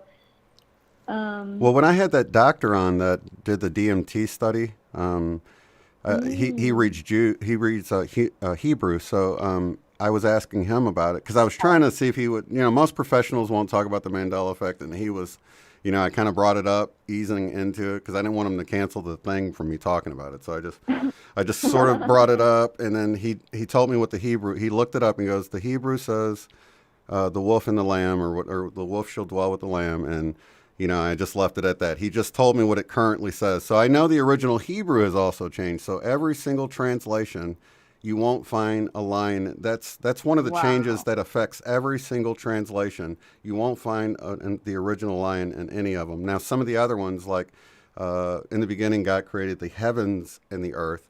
That's only affecting many of the King James versions. Not even all of the King James. Some people have a special edition King James, like it was a special print, and it didn't change. It's just, it's strange.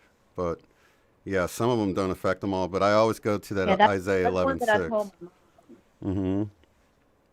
Just because it affects the whole thing. Because, and I was like, if you don't believe me, go check it out. Because, her husband, he's a pastor. And, and she was like, whoa. It is like, a trip. I know, right? It's such a trip. And, the two that I think I hear the most that people still quote in the original that doesn't exist anymore is Matthew 7:1, judge not lest you be judged. It's now judge not that you be not judged. The word lest isn't in there, L-E-S-T. That's where I learned that word. I remember the lest. Yeah, I remember the lest. Yep, it's not in there. And then another one people still say, you hear it all the time, is the truth shall set you free. Now it's the truth shall make you free. There is no set. It's all, the truth shall make you free. The truth shall set you free is no longer. That's wild. Yeah. But people still quote it all the time, and I want to say, oh, it's not there anymore. Look it up,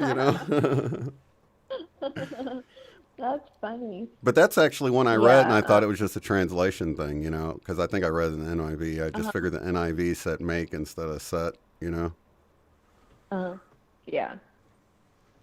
Everybody remembers judge not lest you be judged? Yeah, check it out. It's Yeah, I remember the list. I mean, I grew up in Sunday school having to learn things as a child, and that's what I remember.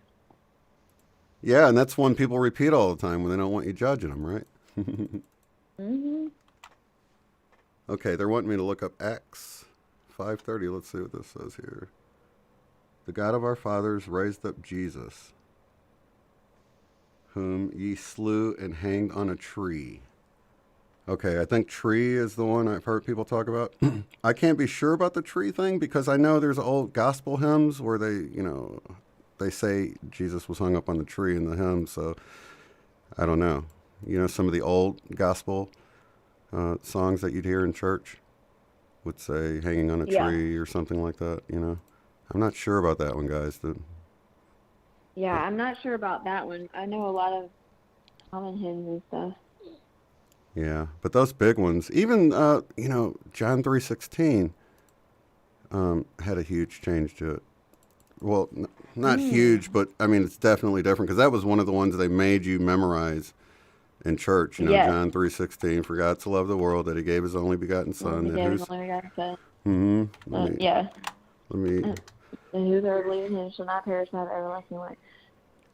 Yeah, Wow. it should not perish, and I remember it as shall not perish. Shall not. Yeah, shall Yeah. not. Whosoever believeth in him should not perish. Yeah, it was definitely shall. And I know, when I was in school, all there was the King James version. They didn't allow any other versions when I was going to Christian school as a kid. So I know I memorized the King James version, and it was shall. And then but have everlasting life. Let me see. Yeah, I think there might have been, let's see, perish but have everlasting life, everlasting. I would think that was the Spanish version. It says it backwards. Okay, but I definitely know it said shall and not should. Yeah, it was shall. So that's another weird one. That's really popular. And of course, the Lord's Prayer is another one that's been altered. Okay, let me check the chat here. Yep, shall not perish. People are saying that too. Yep, shall not. I'll have to send you one that I keep by my sink. It's something that I read every day, and I just can't remember right now off the top of my head. But it's basically about patience, and it has the scripture that it's in. I'll have to send you that and see if there's any changes to that, because this one's carved in rock. Right. Totally. The trippy one in the King James version for a lot of older Christians still only read the King James version. That's the only version. So those are people that are perfect to bring some of these changes to, because they won't fall for it's a different translation, because they didn't even read the other ones. That's all they know. And if you look at the 10 Commandments, you see that it was now written on tables instead of tablets. I mean, that throws the whole inerrant word of God out the window, because there's typos in Exodus. Yeah, they were written on tables. It's hilarious. 2 stone tables. Oh, God. Oh, my gosh. Oh, man. I have a copy of the Dead Sea. The Dead Sea Scrolls? Did I lose you? Wait, Oh, I thought I lost you. No, it broke up for a minute. I'm like, oh, man, here it goes. Okay, you said you had a copy of? The Dead Sea Scrolls. Mm-hmm. I found it in a little antique little bookshop around here. Mm-hmm. I just was walking by with my mom, about a year ago, and we were just walking, and we have a really small downtown, very small town, downtown type of area where I live, and we just like to go down there. It's quaint. And I was like, I feel like we should go in this store, but I don't know why. And then we were just walking in there, and then I was walking down this aisle, and it's like I just stopped suddenly and looked to my left, and it was like right there. I'm like, that is what I came in here for. And it was really cool. It's really old. I think it was printed, and this is what's funny, because I think you and Michelle talked about this the other day. It's really not that old, but whatever. It smells a bit musty, but it was printed, I think, back in the 60s or 70s. But but it's definitely pretty old, but it's a copy of the Dead Sea Scrolls in English. So how much of that did it cover? What books of the Bible were in the Dead Sea Scrolls? Do you know? Let me go take a look. I know it covered Enoch. See, that wasn't even included in the Bible, which I totally think people need to look. Even like for any Christian that says, well, it wasn't canonized, Jesus quotes from the book of Enoch. If you read the book of Enoch, you'll notice some of the things Jesus quotes. And also Jude, the brother of Jesus, the book is right before Revelation, he quotes, and he says he's quoting from Enoch in there. So I think if it's good enough for Jesus to quote from it, and it's good enough for Jesus' brother to quote from it, I think people should read it. I think it was just a little too far out there. It's really cool. It does talk about Qumran on the Dead Sea, and Dolores Cannon in her Jesus in the Scenes book talks about Qumran. So I was pretty fascinated when I found this book, because I'd already read the Jesus in the Scenes book.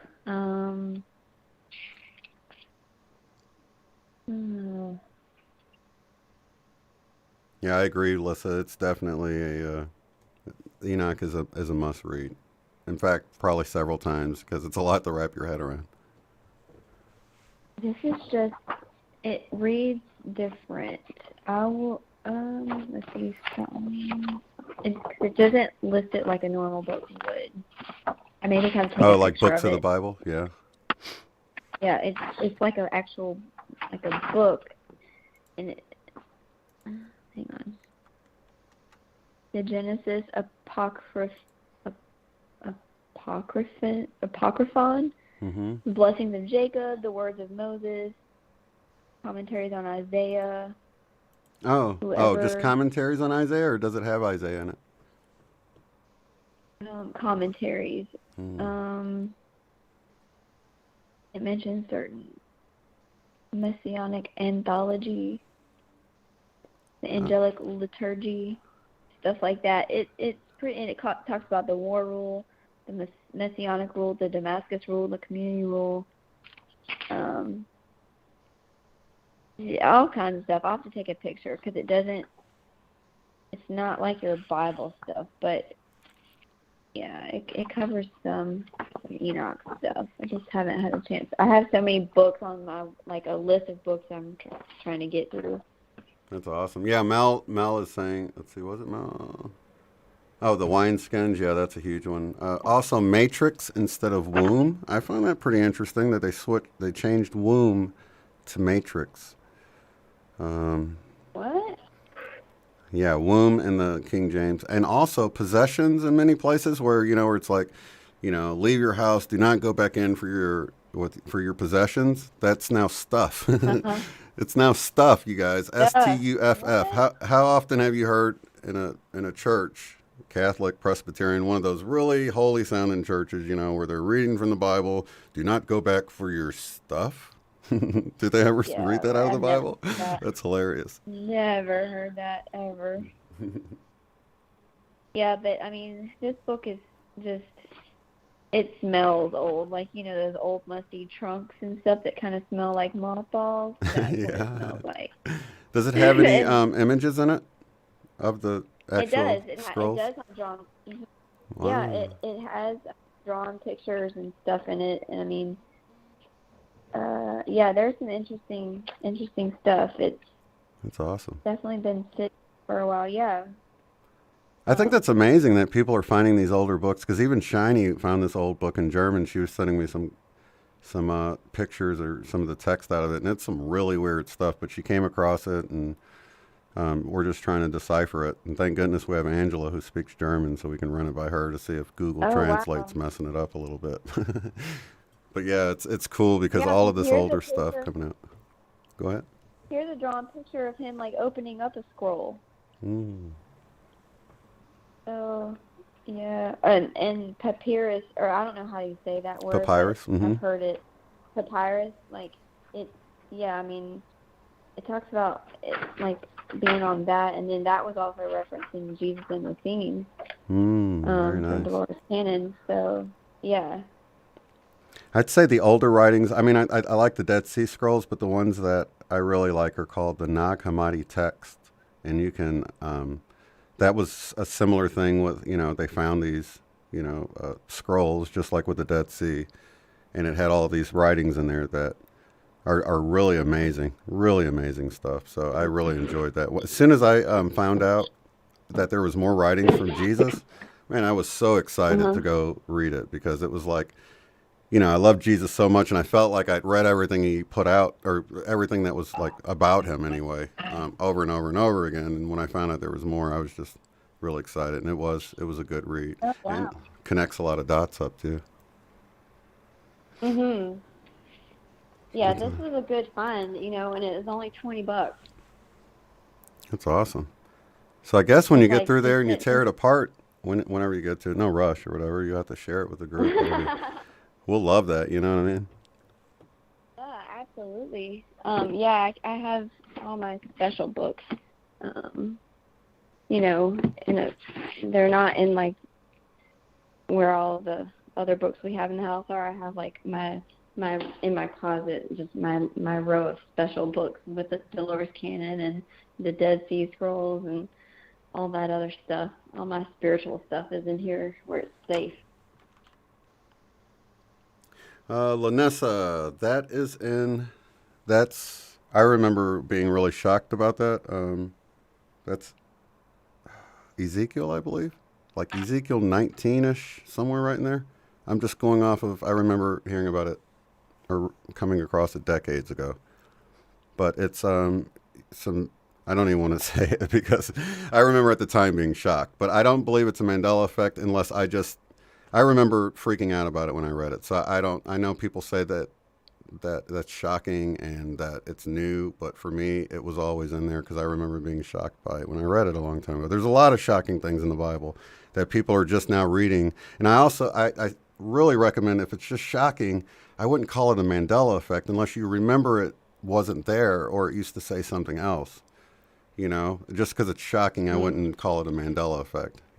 I think it's important that we really make a distinction of whether, hey, this is shocking, I think it might be a Mandela effect, or I remember it used to say something different and it's a Mandela effect. That's two different things, I think. Yeah. Yeah, I'll definitely get through that soon. Soon. Well, gosh, I so appreciate you talking to me for so long and helping get the word out about, we've kind of went a long way from potassium. Yeah, it's all good. But Sometimes that happens, but yeah, as I fix my plate of food because I'm feeling pretty hungry, yeah, everybody just monitor your symptoms. You know, just take care of your body. That's really, you know, I know a lot of this stuff is energy stuff. Most of the time it just is, but really listen to your bodies and take care of your physical vessel. And I'd say if you're walking through a store and you see something and you crave it for some weird reason, especially if it's something you don't normally crave, it could be your body saying, hey, you need something in this, so just do it. Absolutely, yes. Unless you're like on the wagon and it's alcohol or something, okay? I'm not saying that. Hey, my body's craving that, so I'm going to go ahead and let's turn loose tonight, yeah. That's hilarious. All right, well, thank you so much for allowing me to share this with everybody. I hope it, you know, can help any of y'all. I hope it can help at least one person in case, you know, before you have to get to the severity, you know, of my experience. So if I can prevent that, then I will be doing my mission. So absolutely. Much love to all you guys in the chat. I'm not watching it because I'm on my actual phone. So love all you guys. Thank you so much for letting me talk tonight, and I'm sure I'll catch up with a lot of you soon on other shows. Absolutely. And thank you, Shane. Thank you, Shane, for letting me talk about it and explain it and just, you know, try to help people out even more. Absolutely. Lots of love to you and Sean. You have a good one, Megan. Oh, thanks. You too. All right, bye. All right, bye-bye. Let's go. You're listening to The Love Stream. Unbiased and on the fence. Alrighty. Phone lines are open, you guys. So yeah, that's pretty interesting stuff with the I'm looking at all these Mandela Effect changes. I actually came across another one. Do you guys know about the company Vandy Camps? And let's see, Vandy Camp. They sell beans and stuff like that. In fact, I'm going to be working on a video. It's just going to be a short one, a Mandela Effect video, having to do with Vandy Camps, which is no longer Vandy Camps. It's now just Van Camp. No DE in there. So if you remember Vandy Camps, and I mean, that's weird because that's another one. It's like, you're misremembering. Everybody decided to put DE in between there. That's not something I would misremember. And really, my only run-in with Vandy Camps was I was into collecting Hot Wheels years ago, and you had to have so many UPCs off of a Vandy Camp thing. So I bought some, and so I really only had that one experience with Vandy Camp. I don't really look at labels. I don't know. It wasn't that big of a deal. I just had to specifically look up Vandy Camp for this special treasure hunt Hot Wheel I was trying to collect at the time. No more Vandy Camp. It's just Van Camp. Look it up. It's crazy looking. Let's see here. Yep, people have it as soup. It is really wild stuff, you guys. Let me see here. All right, let's go back to the phone lines. 814, you're on the air. Who am I talking to? This is Todd with 1D. What's up, Todd? Welcome back, man. It's been a long time. Yeah, it's been a while. It's good to hear you. That's for sure. Have you been tuned in tonight? Oh, yeah. I've been listening all along. I only call in when the energies are right, though. So. Oh, what does right energy feel like? Well, what you were talking about initially with Megan there, about the cramps and everything, and followed by involuntary muscle twitching. Mm-hmm. Yeah, I've had those with the eyelid too. I've had where my eyes lately just, I'm like, why is my eyelid doing this? It just won't stop flickering. It's so annoying sometimes. Well, sometimes spirit likes to wink at you. Now, it depends on what eye you're talking about. Are you talking about your left eye or your right eye? The last time, I believe it was the left. One morning, it was both eyes. I put my sunglasses on, and that helped, but it was almost like the morning sun was making it do it or something. It could be coats coming in from the sun, for all I know, you know? Well, it could be. Oftentimes, though, what I find is it's correlated with my consciousness. Okay? So what I'm thinking about at the time, or what I'm focusing on or looping on, tends to bring an onset of a particular muscle twitch or muscle action that coincides with that thought reaction. Okay? So give me an example. Well, okay. Say you're in a good conversation with someone, and you don't really want to tell them the truth, but you want to lead them along the right path. So you'll suddenly feel a winking in your right eye, which is a winking with the love eye. So we're bifurcated.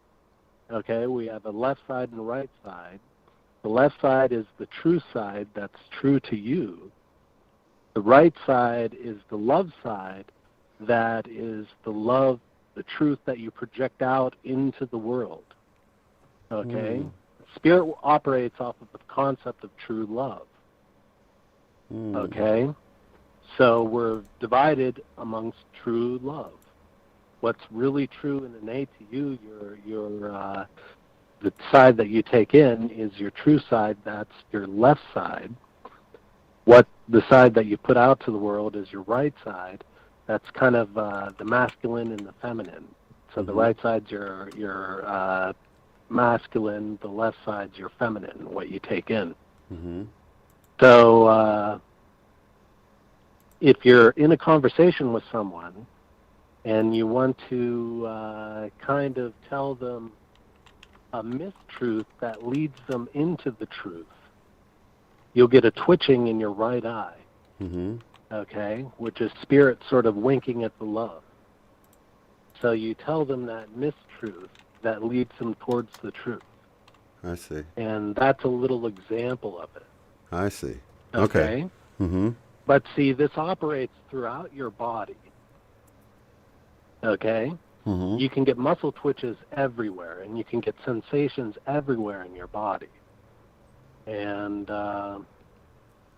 here's some things that I could tell you just in my experience in knowing how my higher self communicates to me. And all of this is due to the dissension of our spirit into our body. Okay? This is part of our ascension process, as far as I've understood it, to bring the spirit into the body and to learn how spirit communicates through our body to us, to our core. So you submit to things on your knees, right? So you either submit to the truth or you submit to the love. So if you get an ache, okay, any sort of This works in a negative and a positive sense. If you get an ache, this is a negative sense. Mm-hmm. So an ache in your left knee is not submitting to the truth. Mm-hmm. An ache in your right knee is not submitting to the love. Oh. So not submitting to the truth means you're not submitting to something that's not true to you. Not submitting to the love means that you're not submitting to the truth that you should be putting out into the world about you. Okay? Now, you can also get sensations in your heels. Okay? Mm-hmm. You stand in your truth or you stand in your love. Same thing applies. Whether you're standing in your truth or standing in your love, you stand on your heels as you present that to the world. Right. Now, you could get it in the bottoms of your feet. You're not walking in truth or walking in love. Or you are walking in truth or you are walking in love. See, it works. Positive is just sort of a twitch or a sensation. Negative is a pain. Something to your spiritual ablation.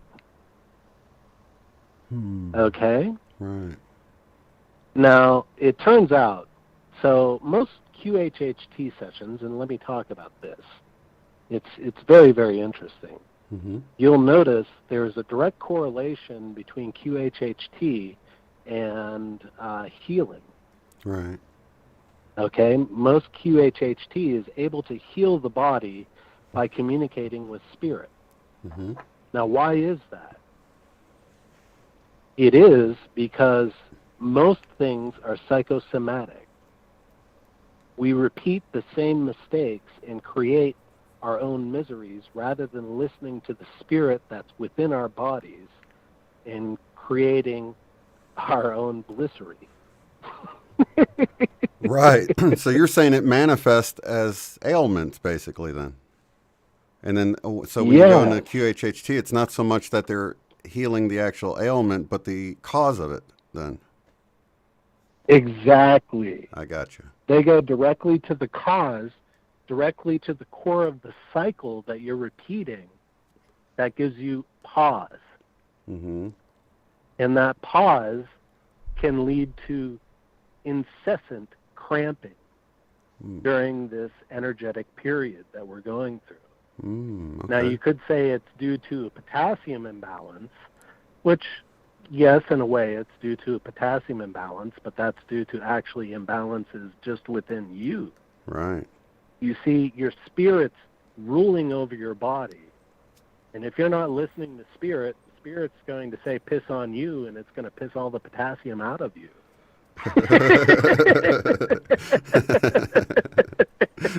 And what's going to happen? Cramp City, baby. Right. So another reason to listen to your body, though, you know, because if you are working through this stuff, then you need the potassium to keep you up there while it's happening, right? Well, and this is the thing, Shane. We're becoming integrated beings that are wholly integrated and whole. Mm-hmm. That means our higher self becomes ourself within ourself, manifest within our body.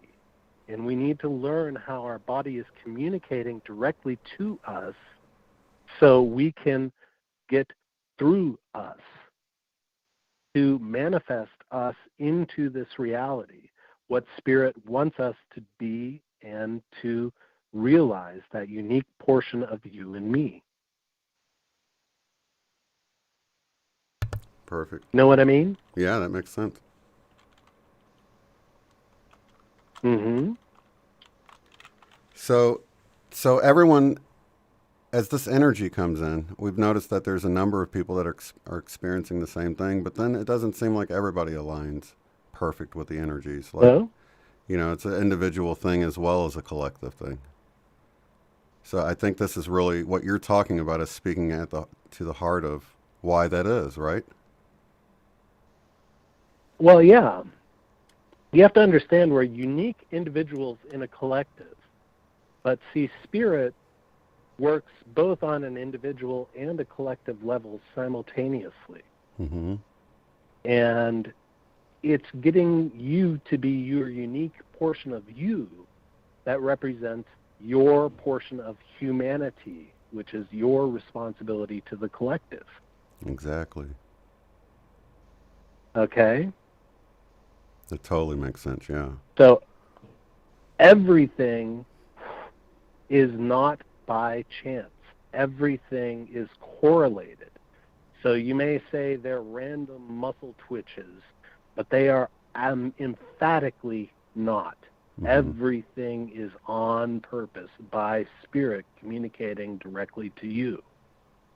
Now, tell me, Shane, yeah. As we've had this conversation, have you noticed any sort of twitches or sensations within the context of your body? And if so, could you please disclose where they are? No, none yet. For example, not since we've been talking. Are you sitting on the truth? Okay. When you sit on the truth or you sit on the love, you'll feel it in your bum from above.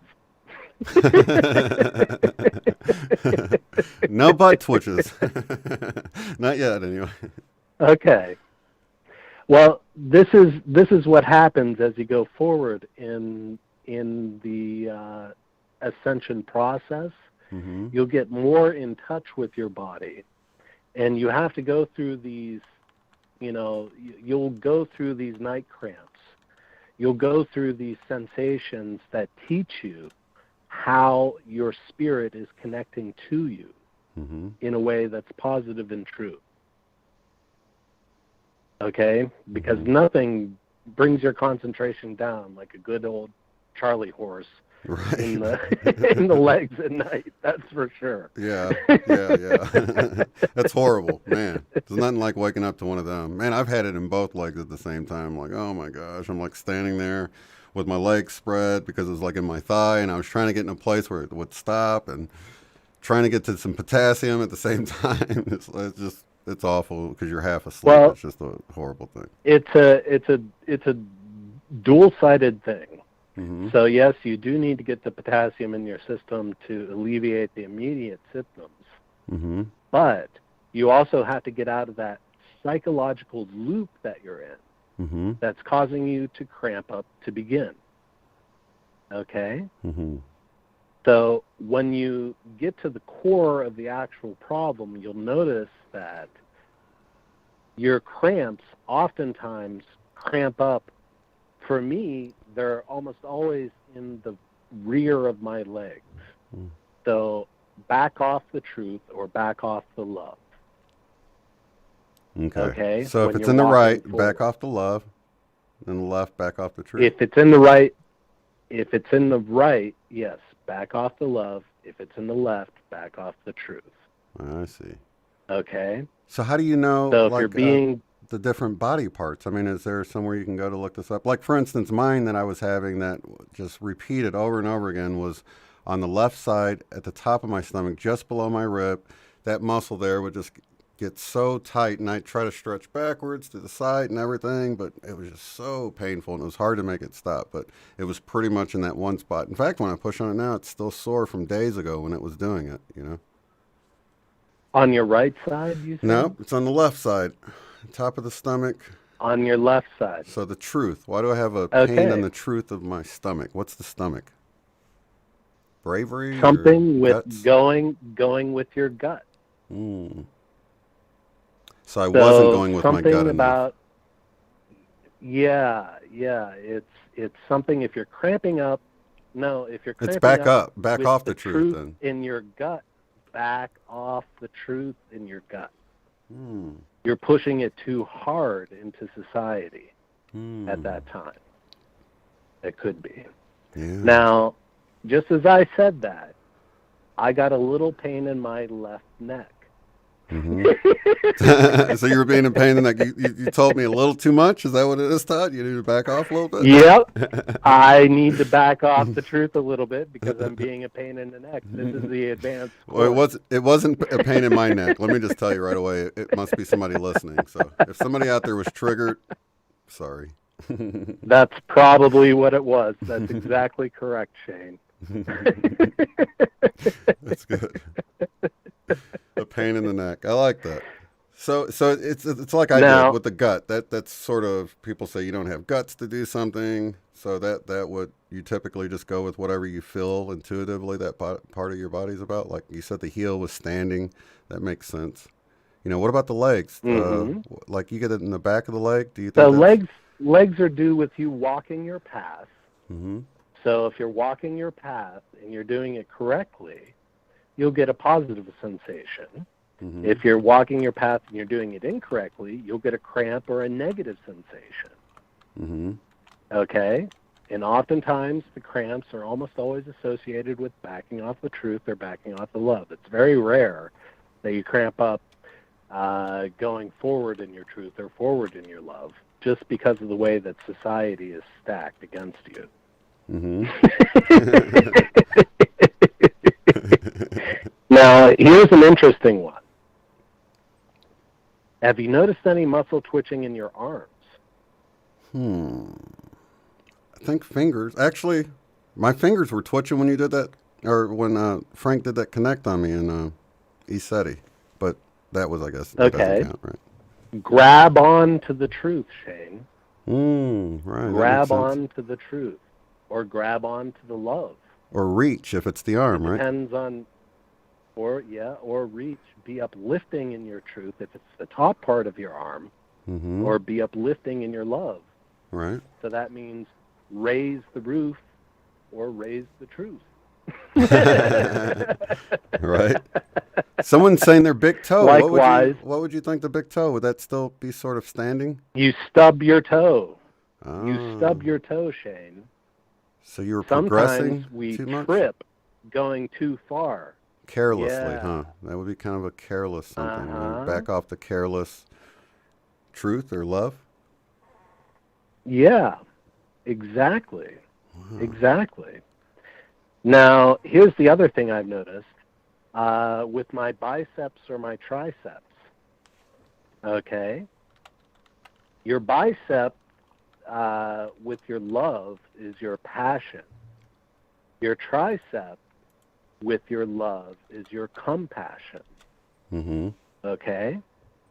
They're the two flip sides of love. You are either passionate or you're compassionate. Mm-hmm. Okay? So you can be passionate with your love or you can be compassionate with your love, which means you're receptive to love when you're compassionate.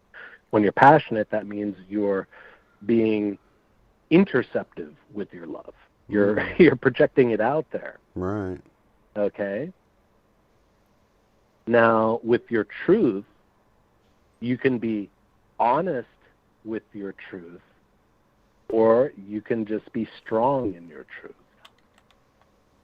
Okay? Mm-hmm. So that's the sort of, my bicep is sort of my strong truth mm-hmm. to me. My tricep on my left side is my honesty. Ah. Okay. Okay? Now, these are just the sorts of things that I've learned through my body, and there's a lot more to it. Mm-hmm. But these are the ways that Spirit has communicated to me to intuit. Right. Okay? That sort of falls into And the whole clairsentience, doesn't it? It's like feeling it in your body. I mean, that's like a chill or anything else, right? This is the way that I've understood that all of our communication, it's clairsentience, clairaudience, clairvoyance, clair everything. Mm-hmm. And it's all coming online, isn't it, Todd? Yeah. And it's all communicating because you can get hot, you can get cold sensations, you can feel vibrations, mm-hmm. you can actually sense, light with these sensations. Mm-hmm. So when you're listening to the truth someone's emitting, you can actually have your body be receptive to it. And your body will communicate to you in that intuit. Terry's saying that Todd is on it. Someone else said, Spiritual Life said that they asked for this before the show ever started. You're an answered prayer. Yeah, Todd. Well, I good. thank you. I'm I glad asked for that this I'm info in before that listening. synchronicity and alignment. Yeah, that's awesome. And then someone else, These Caleb things says, just work out this way. yeah, Caleb said that he gets twitch on his right knee before our show starts. He doesn't need a notification. That's weird. So a knee, what would a twitch in the knee? That's interesting. Submit to the love. He needs to submit to the love of the group because it's something he needs to listen to. That's true. Okay, so that's all it is. It's a positive submission. Right. So what about what was the eyelids? Did we ever cover eyelids? Yeah, it's winking. Oh yeah, winking. So yeah, that's someone asking. Yeah. So if it's winking on the right eye, it's winking, love. Like. Yeah. And then winking at the truth. love. Right. Winking at the truth. So winking is a misleading thing that we do. Mm-hmm. So you just have to realize how Spirit is communicating to you to be true. Okay? Mm-hmm. Sometimes you don't need to give someone the full bore truth. Sometimes you need to give them the mistruth to lead them in the direction of truth. Mm-hmm. That's good for me and you. Right. Right. I get that. Well, Spiritual Life is saying, anyone ever hear clicking? I think Michelle's mentioned hearing clicking in her head. Would that play into something by your experience, Todd? Clicking? Do you hear clicking ever? Well, I just heard clicking in your voice when you said that. Wow. The phone just clicked in my left ear. Wow. So something to do with listening to the truth then, right? Or is it back off to listening to the truth? How do you know which way to go with it? Exactly. If it's clicking, you may want to listen to this truth. Okay. Okay? That's good. Now, in my experience, ringing in the ears means that you're looping in your psychosis about something. Mm-hmm. Okay? And it's warning you. Almost always, ringing in the ears is a warning to stop looping or thinking about something negative because it's about to manifest. And that's you need to left back ear? off that truth or that love. Okay, either one. Wait, truth it or works love. both sides of your body. Yeah. You're a complete and whole being, Jane. Right. Don't deny it.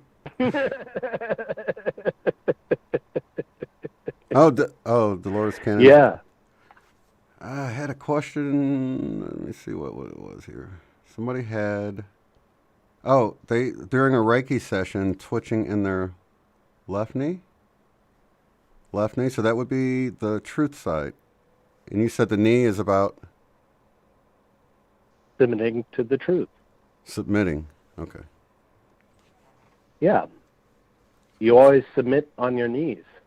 Right, that's right. Okay. Yeah, that's right. So when you're submitting to the truth of Reiki, what is it within you that rings true? Mm-hmm. Now, is it a positive thing or is it a negative sensation? Right. You can always tell a positive or a negative sensation. Mm-hmm. I'm not going to explain the difference because you got a body, you know how it operates. If right. it really hurts, it's negative. Right. If it's a twitching, it's a positive thing. I got you.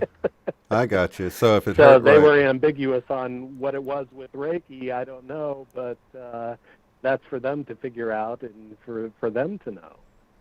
Another one, Todd, for me, and sometimes I get it on both sides, is right where, when you sit down, you bend right there at your hip or right at the top of your leg, sort of at your hip, but right there, just, man, it hurts so bad and you got to stand up. But what would you say the hip area would represent?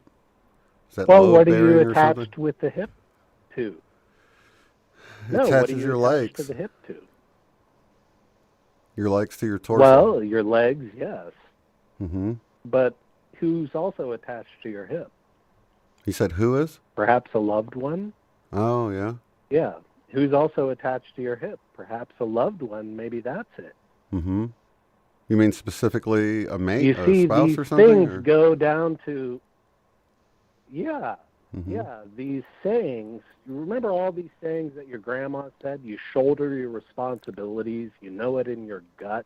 Right. You lead with your nose. Mm-hmm. You know, all of these sorts of sayings, these are the ways that we grow. I'm glad you And said that these are about the nose. knowledge that were passed on to us. Mm-hmm.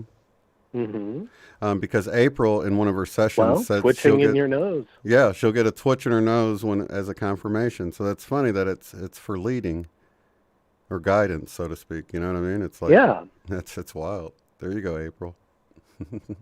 mm-hmm. Wow. Yeah. Yep. So you know, Shane, you know, when we're having a conversation like this, and say you're confused by it, and you all of a sudden itch your head, Mm-hmm. maybe you need to think about it again.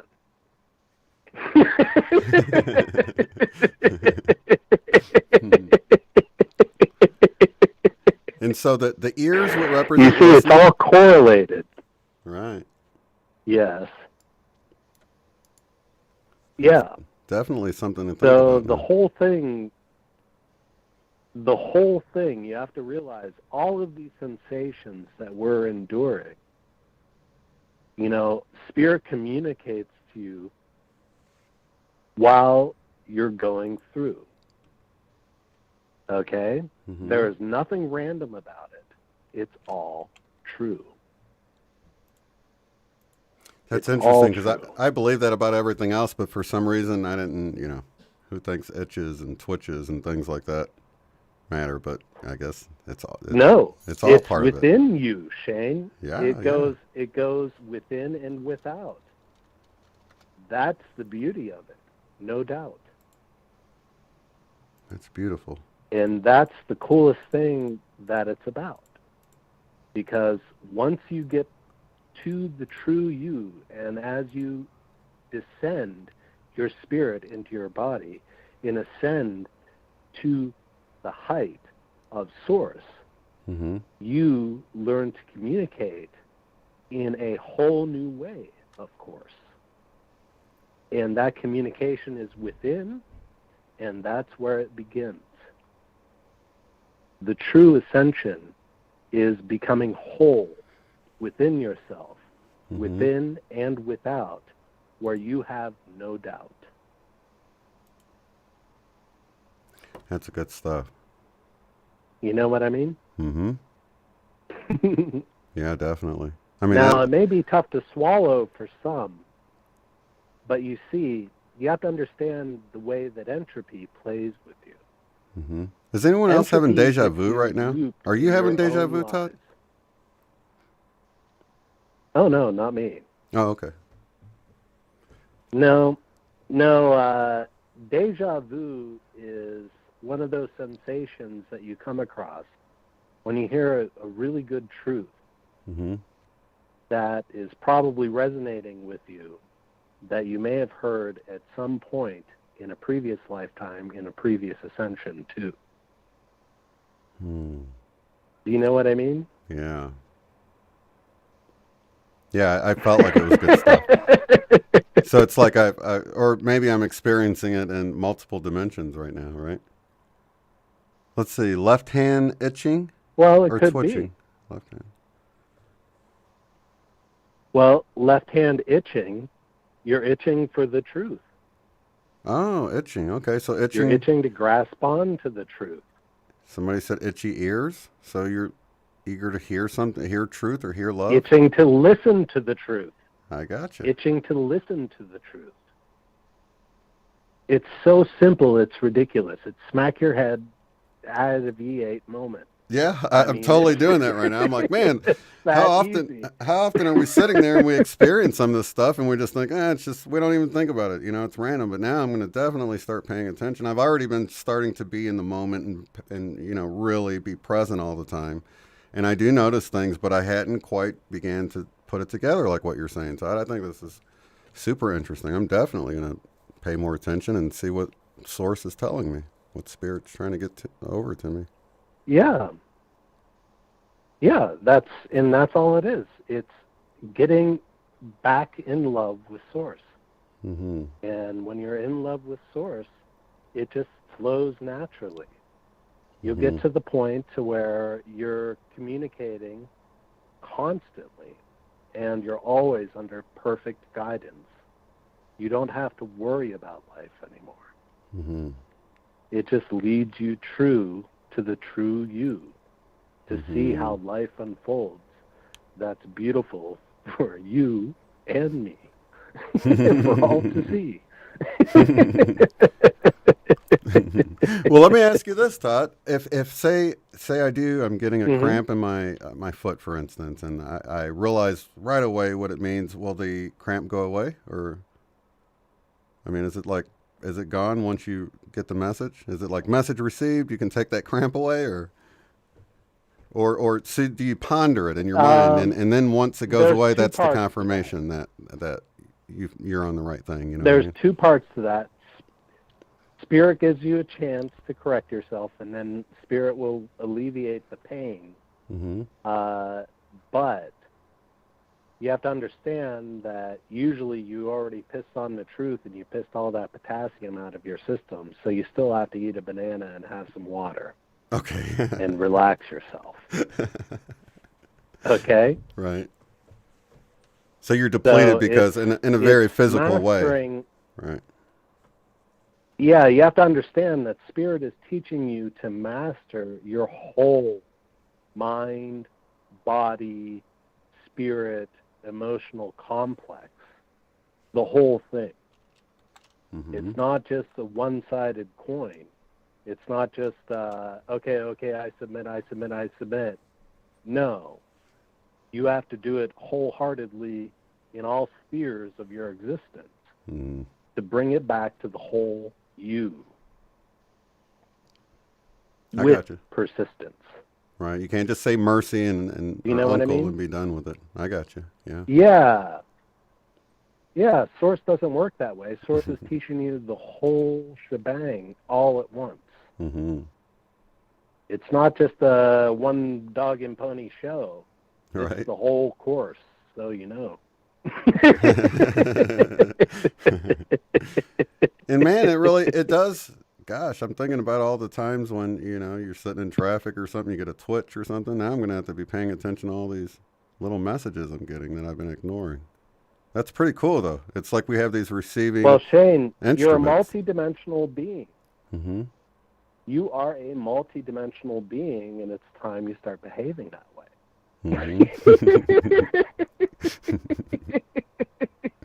I'm ready, man. I'm ready. Well, yeah, and it's actually a lot easier than what you know. You know, it's just learning and listening to what Grandma used to do when she'd sew. Grandma would tell you better shoulder your responsibility, Shane. Grandma told you're supported in your back or you're not. Right. And then it cracks. Yep. Right. So yeah, I've had the cramps in the lower back. You know, yeah. Grandma told you to submit to the truth. You know, I mean, Grandma told you a lot of this stuff. You know what's true to you. Right.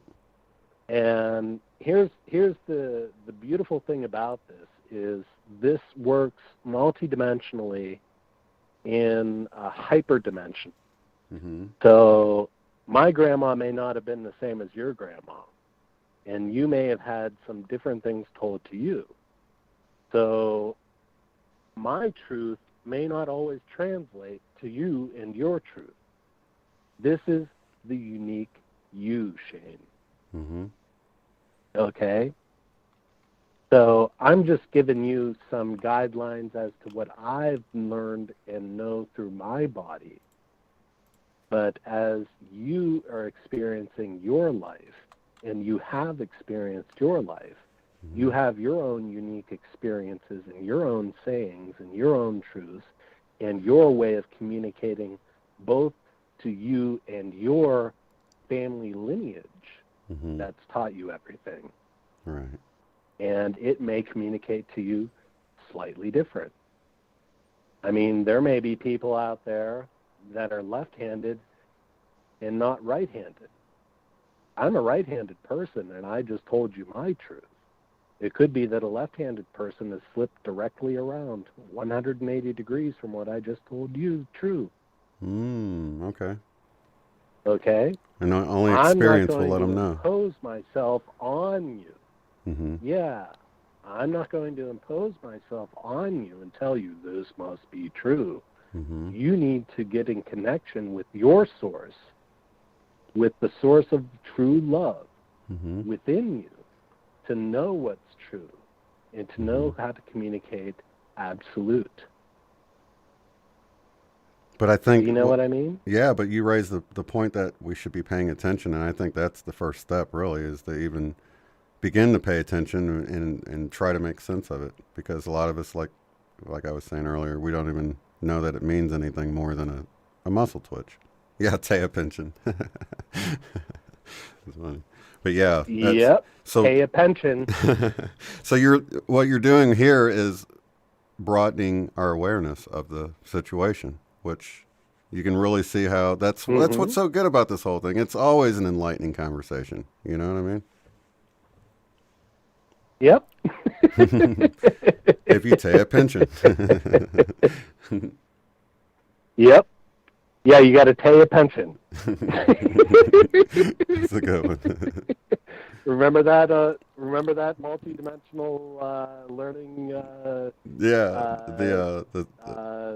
From the Sandia telepathy. aliens. Yeah, the telepathy thing. Yeah. Mm-hmm. That's exactly what it is, too, Shane. Yeah. And you have to realize how spirit communicates to you. It's within. Mm-hmm. It's within. That's the key. Right. Okay?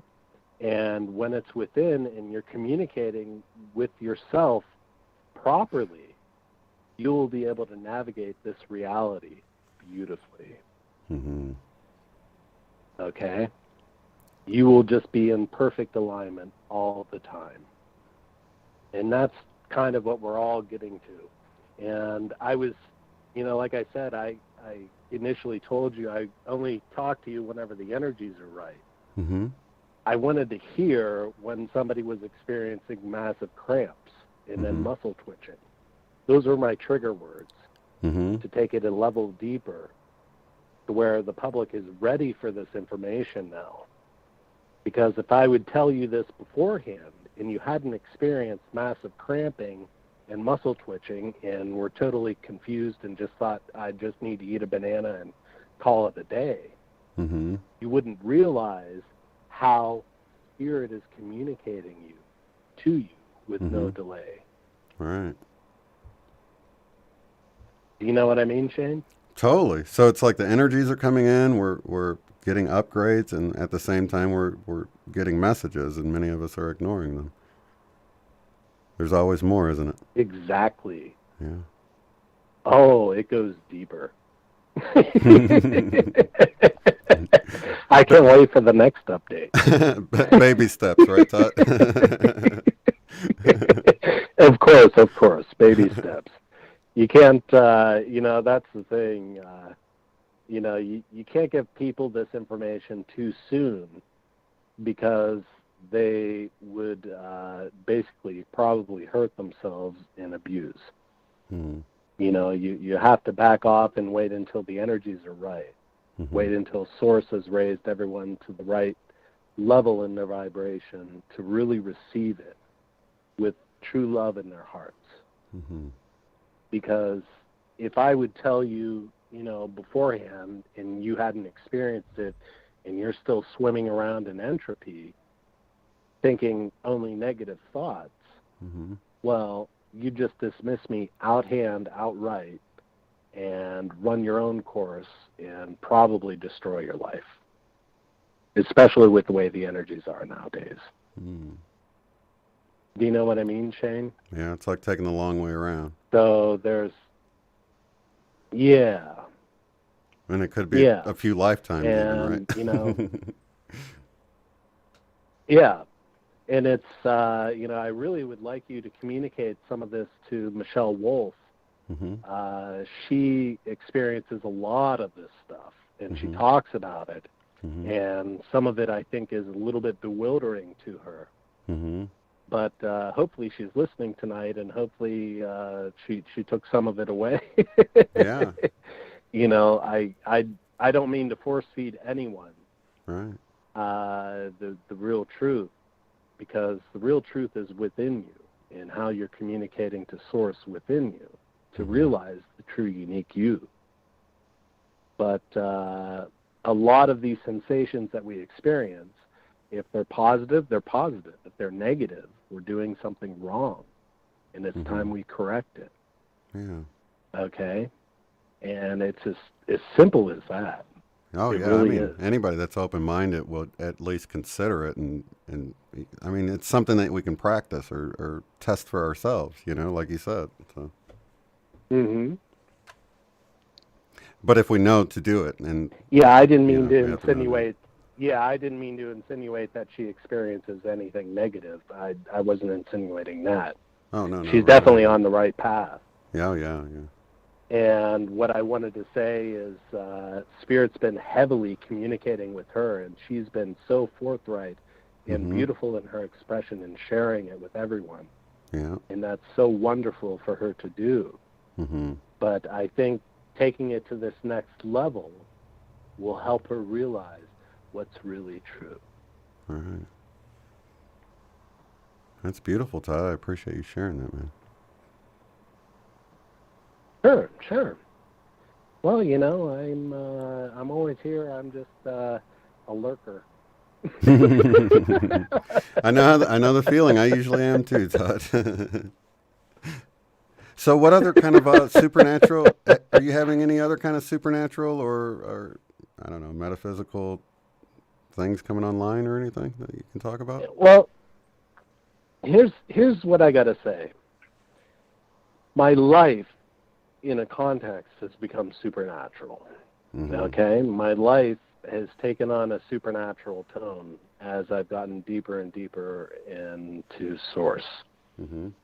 And everything is in that alignment where I must listen within to do it correctly. Otherwise, I suffer horrible repercussions. Absolutely. You know, it's funny. You're talking about listening. And it even... Go ahead. There's a little bit of a delay. Oh, go ahead. I was just going to say I was sort of checked that, you know, we have to take time to be quiet. A lot of times we're just running our mouth, you know, either in our head, running our voice, that internal voice or whatever, but we don't quiet it long enough to receive and to actually listen. So, you know, that goes along with what you're saying too. And that's the thing. Yeah. You know, a lot of the meditations that we do, they're great. They're great that we quiet ourselves, but we really need to realize that it's a two-way street. You need to interact with your world and realize how Source is communicating within you. It's not just about cutting yourself off from the world and hoping the greatest things in the world. That doesn't necessarily create change. What creates change is being in touch with Source within and then interacting with the world and communicating directly to Source and being that instrument of Source that you uniquely are. Okay? So the intentions are great. Those will get you in that path and that alignment. But it's really about coming within that intention within and intending to be that instrument of who you uniquely are out in the outer world and projecting that into the outer world. Right. You know what I mean? Yeah, so kind of like some people sort of, they begin to wake up and they sort of take the sideline and they say, well, 3D isn't important. I need to do this and this and this for my spiritual growth, and kind of withdraw or become a hermit. I know a lot of us do that or whatever. You're saying that these tools will actually help you play the game better. It's not that you get out of the game, but you want to play it better. You are the game. Right. And in fact, there is no game once you're in that alignment. It's part of rising above the chaos and all. That's the truth. Yeah, because then there is no chaos. You're constantly in communication with Source. Source is always giving you support, always giving you love, guidance, the truth, the real love, and what you exactly need in that moment. You can go forth with confidence into the world and be that change in the world that you uniquely are to the world. You know what I mean? Yeah.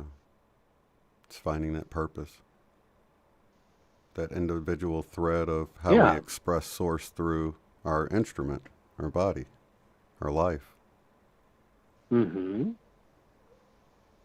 Who you are. Yeah.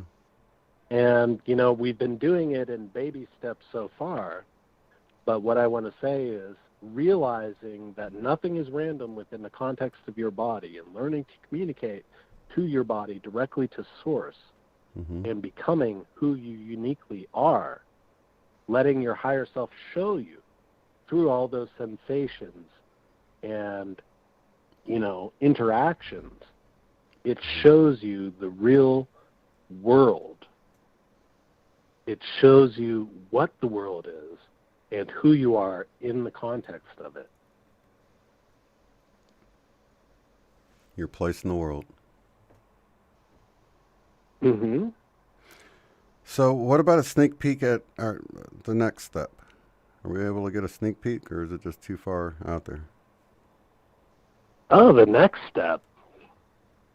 Well, Shane, I don't want to, you know, No teasers? I hate giving those sorts of things. Yeah, the teasers, you know, I mean, what I got to say is, okay, let's run a little projection here.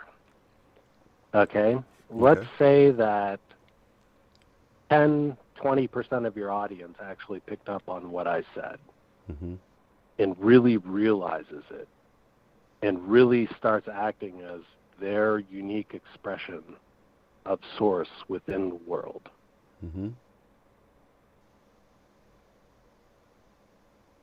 I think we're going to have tremendous change. And if we're not, we're going to create tremendous pressures for that change to happen. And it must manifest at some point. You see, let me just say, there's laws of supersymmetry that apply here. When Source is acting in the world and there's resonance to it, you have tremendous advantage to enact change. When there's dissonance to that, a non-resonance, an anti-resonance,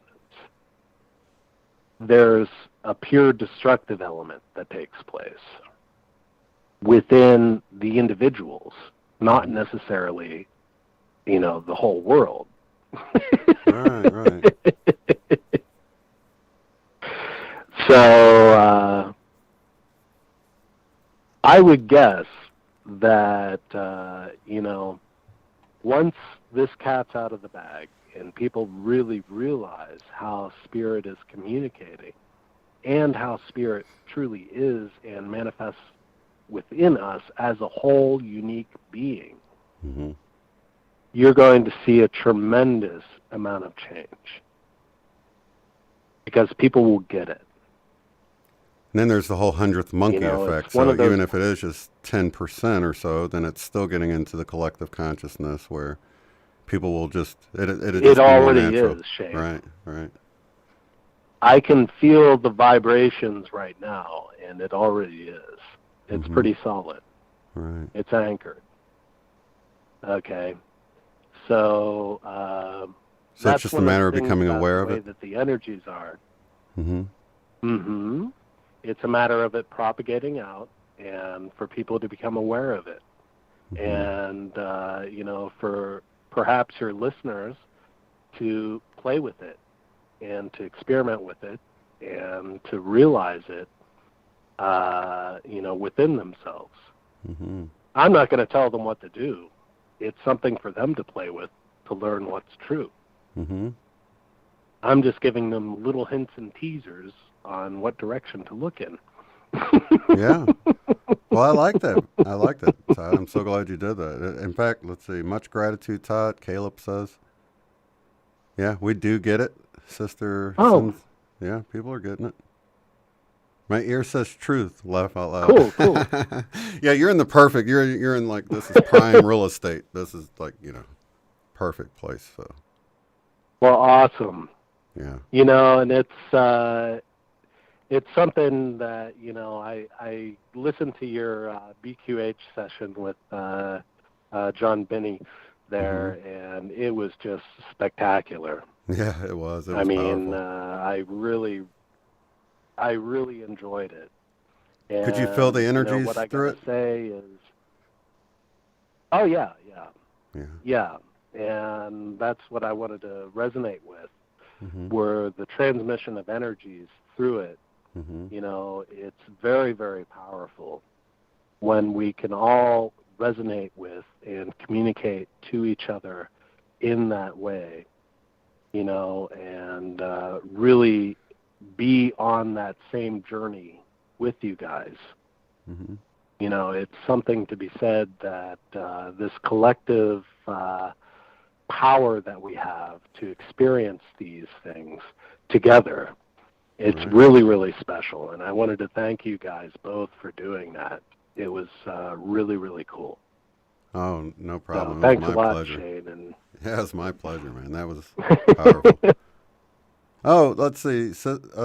Yeah. That is, these are teachings of Rastafari. Have you ever heard that? That's interesting. Yeah. Oh, okay. They're asking where you're from. Pennsylvania, right? Or where was it? It was northeast? Pennsylvania. Pennsylvania. Okay. So you're not coming from Jamaica or something, right? I'm just playing. No. Kinesthetics is also another terminology for it. Mm-hmm.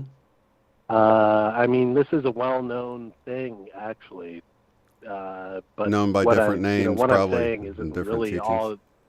Right. Yeah, different teachings, but it's really the truth, and it's once you get closer to that, when you begin to realize it within yourself and see how it correlates to your externalized reality, it's powerful. Right. Well, I think anybody that just considered what you're saying, awesome. I think if they just simply consider what you're saying, there's no way they're ever going to look at a twitch, an itch, or a cramp the same again. I mean, you can't help but consider it when it happens at this point. You can't unknow the information. So nothing is random. Just think that. I appreciate you sharing the information, Todd. It's awesome. Oh, sure.